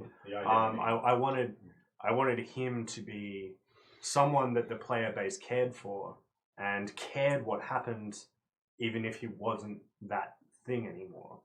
And that came through like throughout. In the first time I did the Avatar, like previous quest, he had scrolls that had gone out, and half the scrolls were quite violent, awful stories. I actually wrote a bunch of short stories about both the monk and the Red Avatar, and they were split. And I was going to sculpt the character for the next event based on the majority, like what came back and what didn't, because as the scrolls came back to me, I adapted the character somewhat. It turned out that all of the scrolls came back. Yeah. And so this quest coming, what happened was both parts of that being, so the monk and the red energy, had both strengthened equally but couldn't exist at the same time. And so there were moments people came upon me talking to myself, or would say in the quiet little monk voice awful things to people, and awful things that he planned to do. And that sort of, I don't know, it seemed to get a really good reception. Had I not left earlier, it would have slowly become more and more diverse. But I suppose the core of it was that I wanted there to be a sense of grief to his power, and I wanted that grief to be felt by players rather than myself. So yeah. I've got a quick question for you. So obviously, some of us know that in real life you're a writer, and quite a good creative writer, and trained. Did you find that made it easier? Because obviously if you're writing a novel or a story or whatever, you can dictate all aspects of the character and the character's arc. Did you find that being trained to write characters, it's harder in an open-ended environment? Or do you think it found it easier? It was, like, in its own right, it was a fairly unique challenge, but I think part of what it allowed me to do, or what my experience writing allowed me to do, was identify turning points in what people were bringing to me. So in things people were saying about their own characters, in the way people responded to me, I could see that and be like, okay, I can use that. I can manipulate a story this way or this way. This is a fulcrum on which there is a narrative turning. And because of that, I think I did a relatively successful job at sort of turning a number of people's stories just on a point, like not investing and not derailing or redirecting their story entirely, but offering a point on which their character could respond as they would see fit. And I think that was, to me, probably the most value of the character that I played. Another question. You did 7 years of Wing Chun or something? No. I thought you were the Wing Chun guy. So I know someone from Swordcraft did years of Wing Chun. I'm gonna move it along. So next, do you want to go, George? Or... No, you can go, Mark. Alright, so this goes, we can start from the beginning. So when avatars were first introduced, we got basically given the basic colours. Originally they were meant to represent, so blue was meant to be water, and gold was air, and basically very much the primal elements. So red was fire, black was void, which got lost in translation. But so we very much got given freedom of range for designing our characters whatever we'd like. So I chose with basically a illithid mind flyer, species wise, mainly because I wanted to get a mask. And this was a good excuse. So my man. So the reason I made Calmhawk who he is, which is, for those who still don't understand, it's KHARMHOK, not Kermit. Not Cormac. Not Ham Hawk, you bastards. Sorry. Okay, I gave up after a while. No, but so we got given, what do you want to become? What do you want to make your character be about? So I chose close towards wisdom. So in the first event we had, I was much more knowledge based, forcing people to tell the truth, which was fun. Love this story. Okay, I'll Keep going. So I'll give a little explanation of that. So one of the moments, the Baron, the large joyful Baron, not Joy. I can't remember his name. But George, you remember the Baron, the very pompous. Oh, Yes. yeah, it was one of the Interstaters. Yeah. The cheese fair. Yeah. Yes. No, No, that's the other one, Murray Brandy's character. Yeah. He was amazing. He was a very pompous man. So and he was claiming all kinds of things in character about how he's killed all these people. So I forced one of his men to tell the truth, in which he basically defamed everything the Baron was claiming in front of everyone, including the Baron himself. So it was very much a play on wisdom being an all-knowing thing, which over time people spread and tweaked, which is fine because the truth is most of our characters got tweaked by the players. My entire character. Yeah, got exactly. tweaked by the player base. For the first event, it was I was meant to be one of peace, which some people found weird that I held a very rusted and battle-worn weapon. Some people read a little bit too far into the character. You smart bastards. Yeah, so it's very much like any character in a LARP or any kind of event, you build over time. You have a very basic understanding. Well, some of us have a very basic starting character. George. But so, depending on the player's actions, I built the character over time. So I built things he would trust and people who would hate and so forth. But I wouldn't take that over the point of personally torturing people and basically ruining their time. But starting off with wisdom, a peaceful wisdom. And then you come off guard. War. The head and elf in town. I think it was second. I believe it was first or second final battle where I killed about 40 people after killing no one, which people frowned upon. No, but yeah. So Karmok is really, he started off with just wisdom, and he grew basically depending on how the character, the players interacted with him. And yeah, I think at one point when I was before playing Avatar, so for the I think the second Mapper King, we came under the impression that you were going to give everyone full frontal lobotomies. Yeah, well, I did state I wanted peace for everyone. No one ever asked me to define what my kind of peace was. So, you mean pieces? No, I said peace, which was literally going to be, I will lobotomize everyone. There will be no place. Oh, and be there'll quiet. Peace. I will read my book. Well, me. All right. I got a funny feeling George has to be last. I don't know why. Yeah, I don't know why. How do you say Asiatic themes in 10 words or less? No, George, Asiatic can you things. explain Monkey King in the accent of Monkey King? No! With my character first, look, I may have derived my character from certain places online as the original character was a duplicitous character, very, very toxic character. Reddit. Close. Anyway, it was a very toxic character.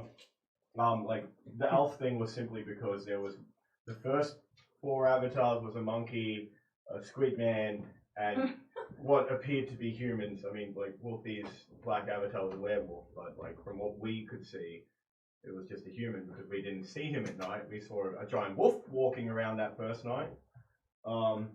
And werewolves, you won't be able to connect to their human form. So we just saw a lot of humans, and I'm like, there hasn't been an elvish avatar yet.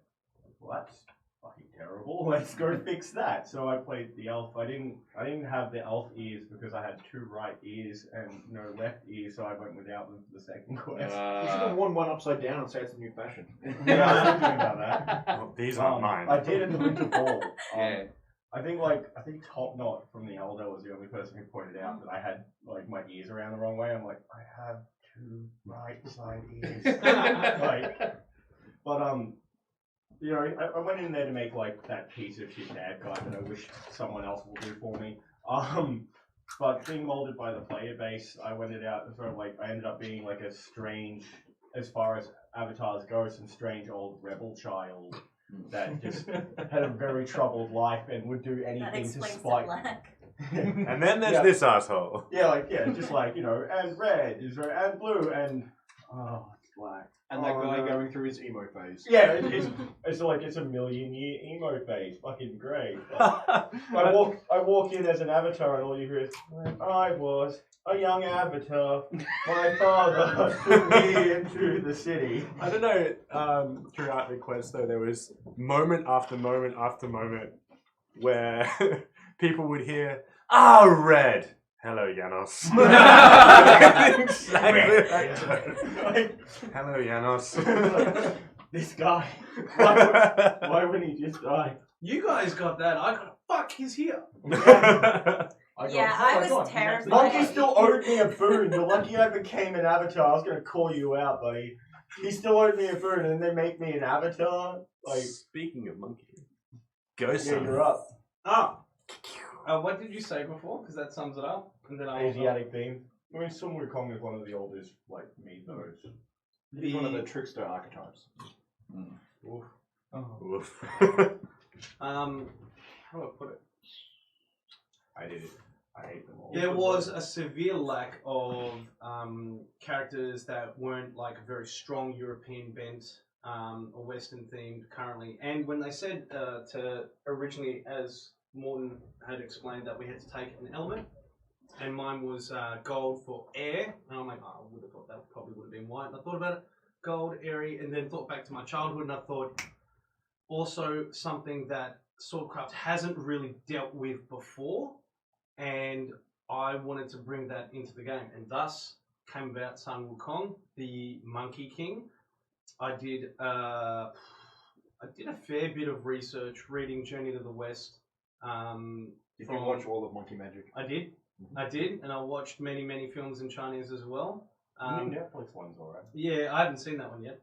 But the thing is, with everyone has their own portrayal of Monkey, and the actors that played as Monkey, especially through a lot of the movies and the like, they all had their different viewpoints as to the way that he was communicated.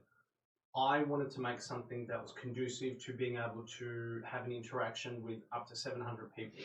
So I made Monkey as people would probably recognize him, because everyone would already have a preconception. So I came in easy. Everyone had an idea of what they were dealing with when they saw the Monkey King. So I cheated in that regard, where everyone had to build up the characters and get people to understand that. But I actually played Monkey from after the point Journey to the West had ended, and mixed in a few bits of his lore. So he didn't eat meat, he didn't kill much. Really? That's news to me. Yeah, well, not permanent. Had to be done. It's news to me and another guy, but you know. But yeah, Joey dies. These guys at the table, you would have been there too. But I also wanted people to see that they, in this game, they'd never met avatars before. I wanted them to know that their actions and their behaviour would have a continuous effect. That they did not realise after the first Avatar quest that their actions would carry over. An example, and I really enjoyed this, people got to meet a very happy-go-lucky, very tricksy style monkey who was very irreverent of everyone around him, completely fucking selfish, and just a bundle of fun, but wouldn't take anything truly seriously. By the second quest, because of the way that he was treated and everything else, the dynamic shifted, and then suddenly they were dealing with an angry silverback because he was left for dead on the battlefield. No one bothered to try and pick him up after, almost suffering a tremendous loss at the hands of Syme. Well, I was looking to adapt. I had another thing we should point out is that a lot of the progress it's not all pre-planned, but we mesh together, we get together, we talk things over, we go through things, and like one of my character develops that never came about because my first death was my last. I didn't really get to evolve as a character. I just stayed the same piece of shit. I stayed that same just snide. Were you going to evolve up or down from that piece of shit? Up. Okay. Depends. There was a down strategy when it went to a piece of shit, but with more knives. But the up strategy was there was going to be a quest involved that due to the introduction of Warhammer, we had to cut a lot of it short. That cut a lot of our plans short. Trust me, guys. We were just as surprised as the rest of you. Yeah, and because it cut a lot of plans short, I was going to go from Black Avatar to Silver Avatar, going from an avatar of desire and vice, someone who pits people against each other, and then tells them that if they didn't want to, they could have stopped any time they wanted to, but then they murder each other anyway. Like, he's that character that pits people against each other, and when they kill each other, they're like, why did you make me do this? Like, I didn't put that knife in your hand. You did this to yourself. None of you learned anything. Like, and he was supposed to evolve into an avatar of hope, like, who's like, we're going to build a better tomorrow. I've seen the error of my ways, yada yada yada. And I never got to do that because I only died one death, and then I got a jaw infection. So I kept that death because it was a good death. It was a really good death. It really was. People stopped fighting to watch. You whacked me. All right. I said go backwards, you roll forwards. Another thing that we don't discuss: the stunt fighting. Oh my god, it's like WWE! Now roll over to my left. You ready? 3, 2, 1. The first final battle at Kryl, we had Morton and I had a fight for a bit, and I'm just seeing why won't you die? And we lock weapons, we lock our glaives, and I can't see through the mask very well, but all I hear is, you roll to your left, I'll move to your right. And then I just roll out of the way and then scamper off like the little weasel that I am. That the character at least is, and Clashing was the best way of doing it. yeah. It really was, yeah. But yeah, you're clashing and alright, so this thing's about to happen at 12:30 tomorrow. See you there! Bye, buddy. You know, you faction, that I started breaking rules, that you need to stop me. Well, it's like leading That was a real conversation, by the way. no, it's leading up to the final battle. We're both walking up and down looking for people going, so what's going on? I don't know, we're meeting up at the top of the hill. Oh yeah, let's just really look at each other and just walk the circle. There is actually a shot from Professional Hobbyist of it's either me and Carmok either facing off or about to kiss. It's difficult to tell. But that conversation we had our threatening poses on, but it was Andrew going, this thing's happening on the field. We really need you to deal with that right now. And me being like, yeah, okay, no worries. He'd wander off and rebalance the battle a bit. All right, it is pretty much just a bit past 10 o'clock now. We can keep going with one more question if you want to. Yeah, I'm good. Yeah. All right, cool. Because the question, which is the question I really like from one of the players or people in the chat room, what advice would you give to the future NPCs, especially anyone wanting to put their hand up to be a border prince? Don't Run. no. Don't run. To role walk play, everywhere. we have some good advice. To be something like a border prince, don't do it unless you're looking for a full-time job. Yep. A lot of us fell into these roles, and like you would see in a lot of comics when it comes to being granted a tremendous amount of power, people that are looking for it shouldn't get it. By the time I ended my role as an avatar, I don't know if I could speak on behalf of everyone else, but they may resonate with me. I'm glad that I did it. I'll never do it again. It was a job. It was mentally and physically draining.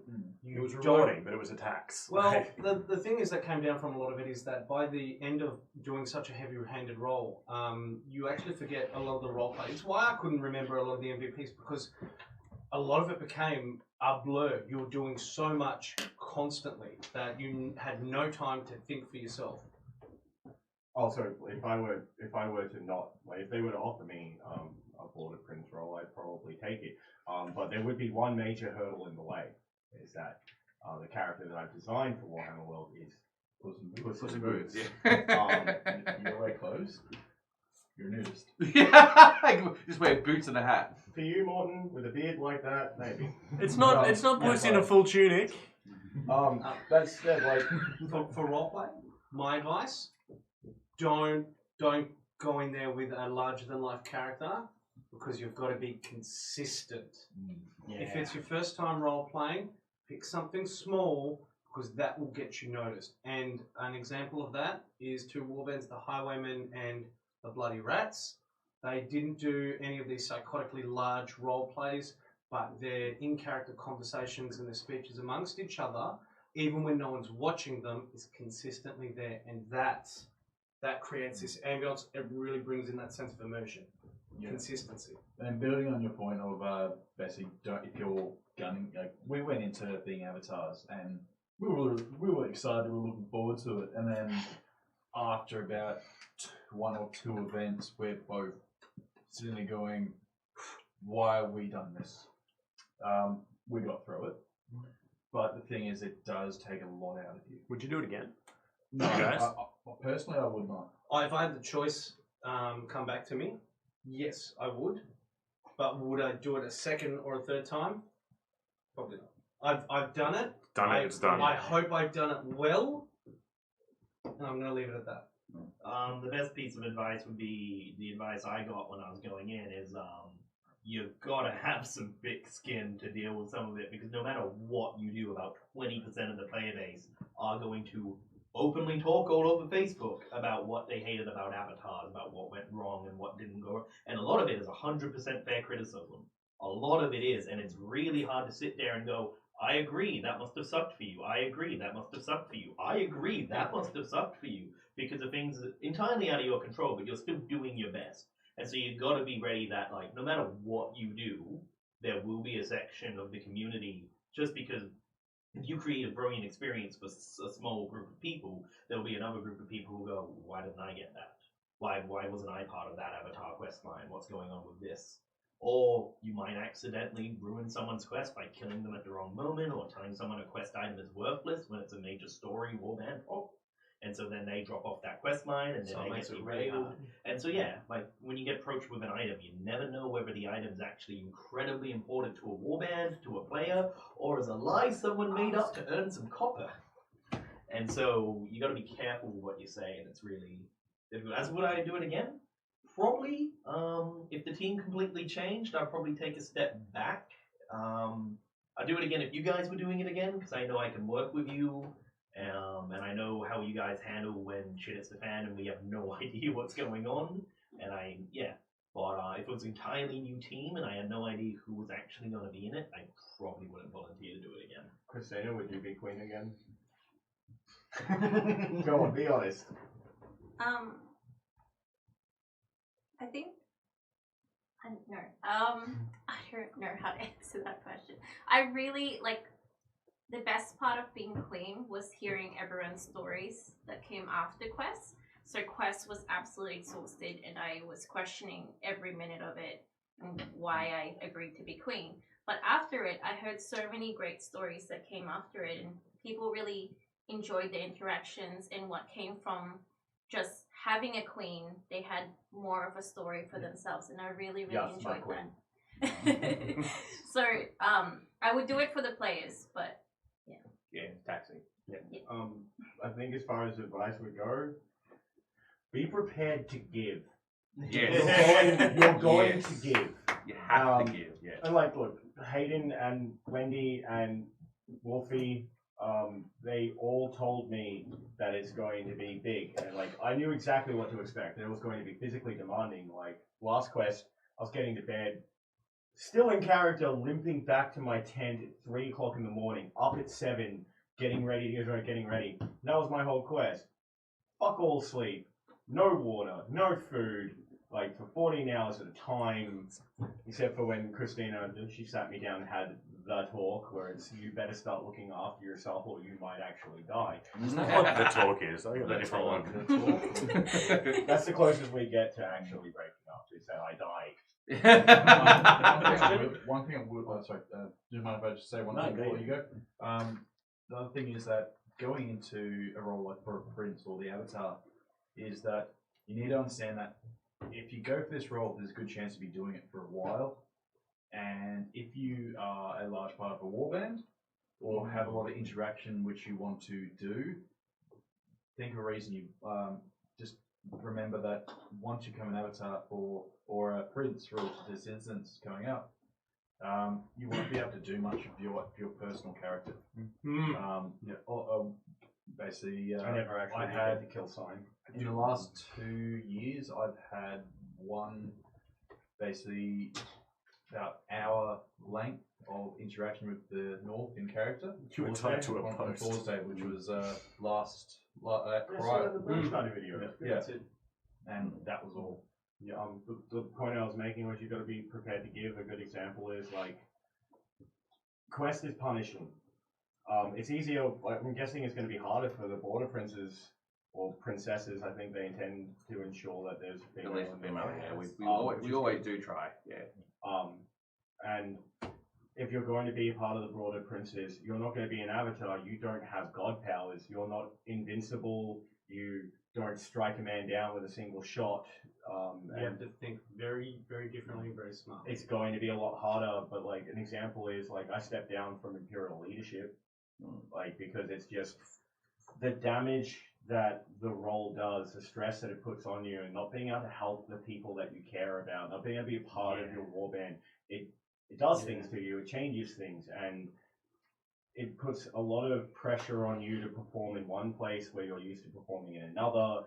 And when you go into the role, for anyone who's thinking that they want to be a part of this, you have to be willing to leave your warband if push comes to shove. You have to be willing to miss half of your Friday nights because you're making kit or you're organizing plans. You have to be willing to limp back to your tent at 3 a.m, expected to wake up at 7 because you want to give the Senka or the Elder or your faction members the role play they deserve when they're around you. Christian? Good point. I mean, a lot of it's been covered, right? Like, I think a huge part of it is no matter how extroverted you are, no matter how socially aware you feel that you are, the social aspect of being an avatar is non-stop.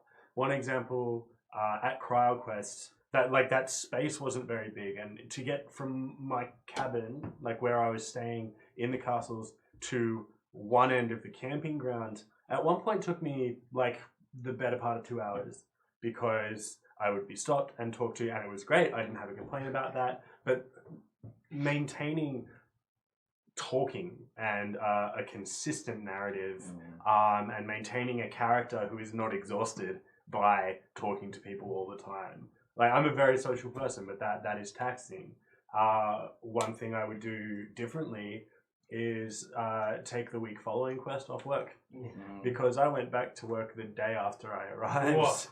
And it wasn't like I did my job fine, but I was a zombie. Like, I wasn't back yet. I was still every time someone spoke to me, I was taking in the information they were giving me and calculating it and manipulating it and working with it. Yeah. Were you still clutching your stick? Yeah, at times, yes, I needed something to lean on. But what I mean is that because you spend a whole week, and we're talking like 85% at a conservative estimate of your time is spent taking what people are saying and filtering it through a character that you're portraying. What that means is, even if you drop the character, that reflex to manipulate the information coming in and to try and fit it into something stays. That's massive. And that costs you, because it comes in, you start toying with it, and then you realize that, no, I respond to this as me. And that's a draining experience, because it adds an extra level to every interaction you have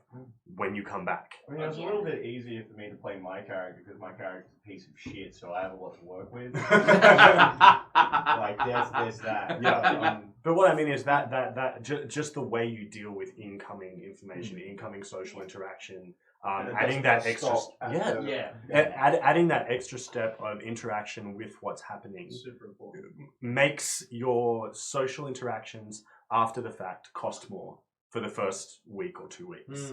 And I think being aware of that, there's not a lot you can sort of temper that. There's not a lot you can do to change it, but it means that you need to be really aware of how you're re-energizing for the time afterwards. I would say probably the hardest thing I had to do as an avatar was when I went back to my camp, and there was and as a guy who's been warband leading for 3 years, there was a fight between 2 of my friends. I saw the fight, they were both tired, I could easily work out, because I was watching from the outside, why it occurred, how to stop it happening again. And I sat them down to talk about it, and as soon as we started talking, I went, this is going to be a 3-hour conversation in the middle of the day. Yeah. As Avatar, I need to be playing with the entire player base, not taking 3 hours to help 2 of my mates. So I'm going to have to get... So I couldn't give the time to my warband that they needed at points. And it which hurt was so damn much. Like, it just hurt so much. I might add to, like, just to compile of what everyone has been saying because of the amount of strain that it takes. If you're thinking of doing a big role like this, clean house. Make sure you have nothing standing that requires your attention for any reason within your warband or your groups. Make sure that you've developed a reputation within the community, and then make the applications to the board and the organisers with some reasoning how. It'll be a good idea to learn a little bit more about the Warhammer world, which we'll be basing off.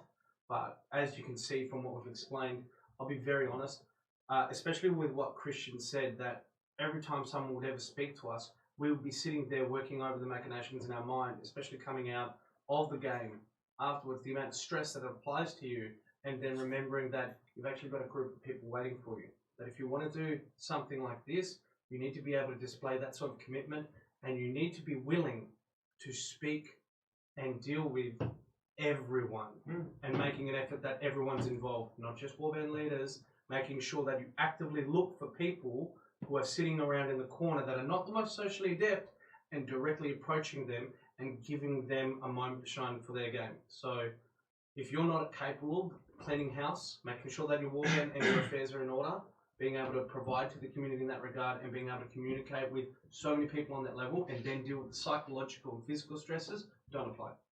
For the 0.1% of you that we haven't scared off yet, come and ask us for advice later. For more information, we will help you. Well, We there, will like, help there you. was an example. There was an example of like the example I was alluding to was that like the concept of self-care goes out the window when you become like Christina. I was a demigod. I don't need self-care. Exactly. Christina's a youth worker, Serge's a youth worker, and she does workshops on self-care, and even then she couldn't coach me half the time to like look after myself like a grown adult would. Because again, like, give me something to focus on, and I will go days without sleep, and I've done that before. Your argument was, these people need me. And I said, but that's, where's that phone yeah. booth? But you can't help people if you don't help yourself first. But I don't have to help them if I'm dead. But another thing is like the application process. Real life like, conversation. Yeah, real life conversation. I'm not sure what the application program ever like what they're going to be doing with applications, but I believe my application went to Christina. I think you were going to step up into Red Avatar, and then they gave me an application. That was more because we actively try and make sure that we try and get representation. Yeah. And it is very difficult because there is not as many women in general in LARPing at Warcraft, and have the right mental ability, physical ability, whatever you want to call it, as the same things you guys have just described. So yeah, Christine has always been seen as someone we thought we could approach about that particular type of thing. Looked like she was stepping up into a few of those roles, and thus that's why she was being approached. A few others have been approached. We always talked about quite a few different people. Like we've talked about Danny Somerset, but the Queensland thing sort of pulled her away type thing. Well, the good artists do have like a really good pull to pull people out of. And like. But everything you guys have just basically said is part of the whole. You really got to pick the right people for it. I just want to say, never once did we mention that like we took up the job for the fucking fame and the glory, because that all went out the window. If you do the job properly, it's all out the window. It's all the money. Yeah, you remember when like Lee Harron got like told that he's like a paid representative and that for Kryl, not Kryl, Mafia King, the last Mafia King, Lee Harron was paid less than the fuel bill to get to site inspection. Yeah. And everyone was expecting all of this work out of him. Like Anyway.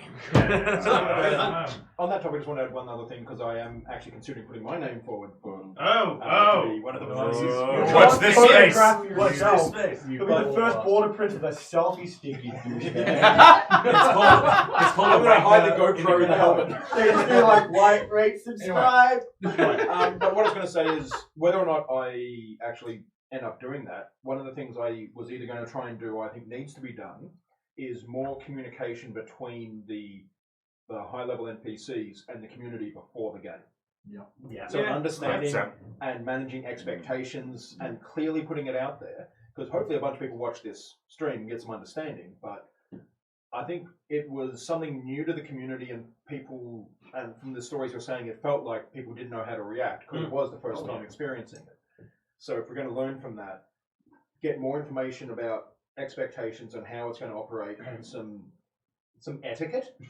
Don't knock on someone's bedroom door and demand things. It was a really hard balance to strike between giving like warband leaders, for example, enough information that they know what to expect from their day to day, and not giving all of the plot to them for no reason without them earning it. It's like, this is a game. If the plot is the prize, you've got to level up to that. You've got to work for it. Can't expect it delivered. But just one. So I'm sorry. Yep. Don't apologize. This Don't go silly. It sets a really bad I know. You're spending more time apologizing than talking. Stop throwing things at me. I'll eat it anyway. No, it's just one of the things that goes along, which is something that if you do go for the princes, you will learn, which is some things will get spread, rumors about certain things. One of my favorites, which got so out of hand so quickly, was the Yellow King. Let's talk about the Yellow King. No, Let's you're not. right. Let's not. Time! You're out! I do not want to hear those two words together I have ever again. no idea how that came about. I did. Remember, boys, I can go all night. My All right, condolences. all right. A question that needs to be asked is, can I have the razor? I don't have it anymore. Where did it end This up? has got it. You can have it. Yeah, I can have it. Yes, this is my LARP straight razor that I purchased at Drakenfest 7 years ago. You can buy it now. Bitch, I'll cut you. It's as sharp today as it was when he bought it. So if that's what you want to play, because it's the coolest thing ever. Too fluffy, buddy. All right. All right. We could keep going. We're LARPers. We talk forever, but it is getting late, and we probably should just pass it on. Yeah. Before everyone starts leaving the channel and doing that type of stuff, again, I'm going to promote the fact that we run a D&D game based in Althea every Sunday night at 6:30. Reason why I want to try and get more people in the LARP community involved, because I'm also going to use it as a methodology to put events out there in the community, and I'm not just talking about Soulcraft, I'm talking about every LARP that I know of. Like Shattered World. Like which Shattered is on at the World, moment. or Warsong, or Dantier, or a whole heap of different LARPs that are Yeah, coming who the up. hell would leave Quest with Dante? Yeah. Secondly, the other thing that I also want to do is that because we are still playing in Althea, and you've still probably got your old kit, every once in a while we want to actually have prominent people come along and be character roles within our D&D game. It'd be good if, like, what's his name, Sean DeCleary, like, popped up and ran in to play poker. He needs Exactly, to die. yeah. So we want to have fun with it, so we want more people on board, Yeah, and farmer class. thank you all for joining us tonight on this particular stream, and thank you Can all. I throw a plug out? By all means, by all means. There's a game on Steam. If you don't have it, go buy it. It's Bannerman. It's 2D side-scrolling Bannerman. game developed by a member of the Swordcraft community. Bannerman. Bannerman. Cheap, it's fun, it's good, buy it. Mm. Banner, banner, banner, We've been running ads banner. for that during intermissions. Yeah, we've actually been running commercials during intermission. So Oh, yeah, that's so if, cool. if you guys can just, it does take a fair amount of time. It could be 3 to 4 hours on a Sunday night, but it's the end of the weekend. You can shit. It's D&D. And And it's very entertaining. it's very entertaining. A lot of in jokes that most of the Soulcrafters will get, and the other interstaters probably won't, Unless you watch a few. unless you watch a few. Yes. And on that particular note, I'd like to thank all of you guys for coming along. It's been fantastic. Yeah, It's been a pleasure. And people from the chat have basically also been saying thank you profusely. You've all done a wonderful job of what you've done so far. Except for George. Except for George. Oh shit. He was fucking those feathers just constantly just going. Hey, that was the best thing, right? Hey, I told you, you know how hard they are to frame in a photo? Hey, George. Oh, no feathers! Thanks, guys, Thank everyone you. tuning Thank in. you. Bye. And good night, everyone. Yeah. Where do I stop? Where do they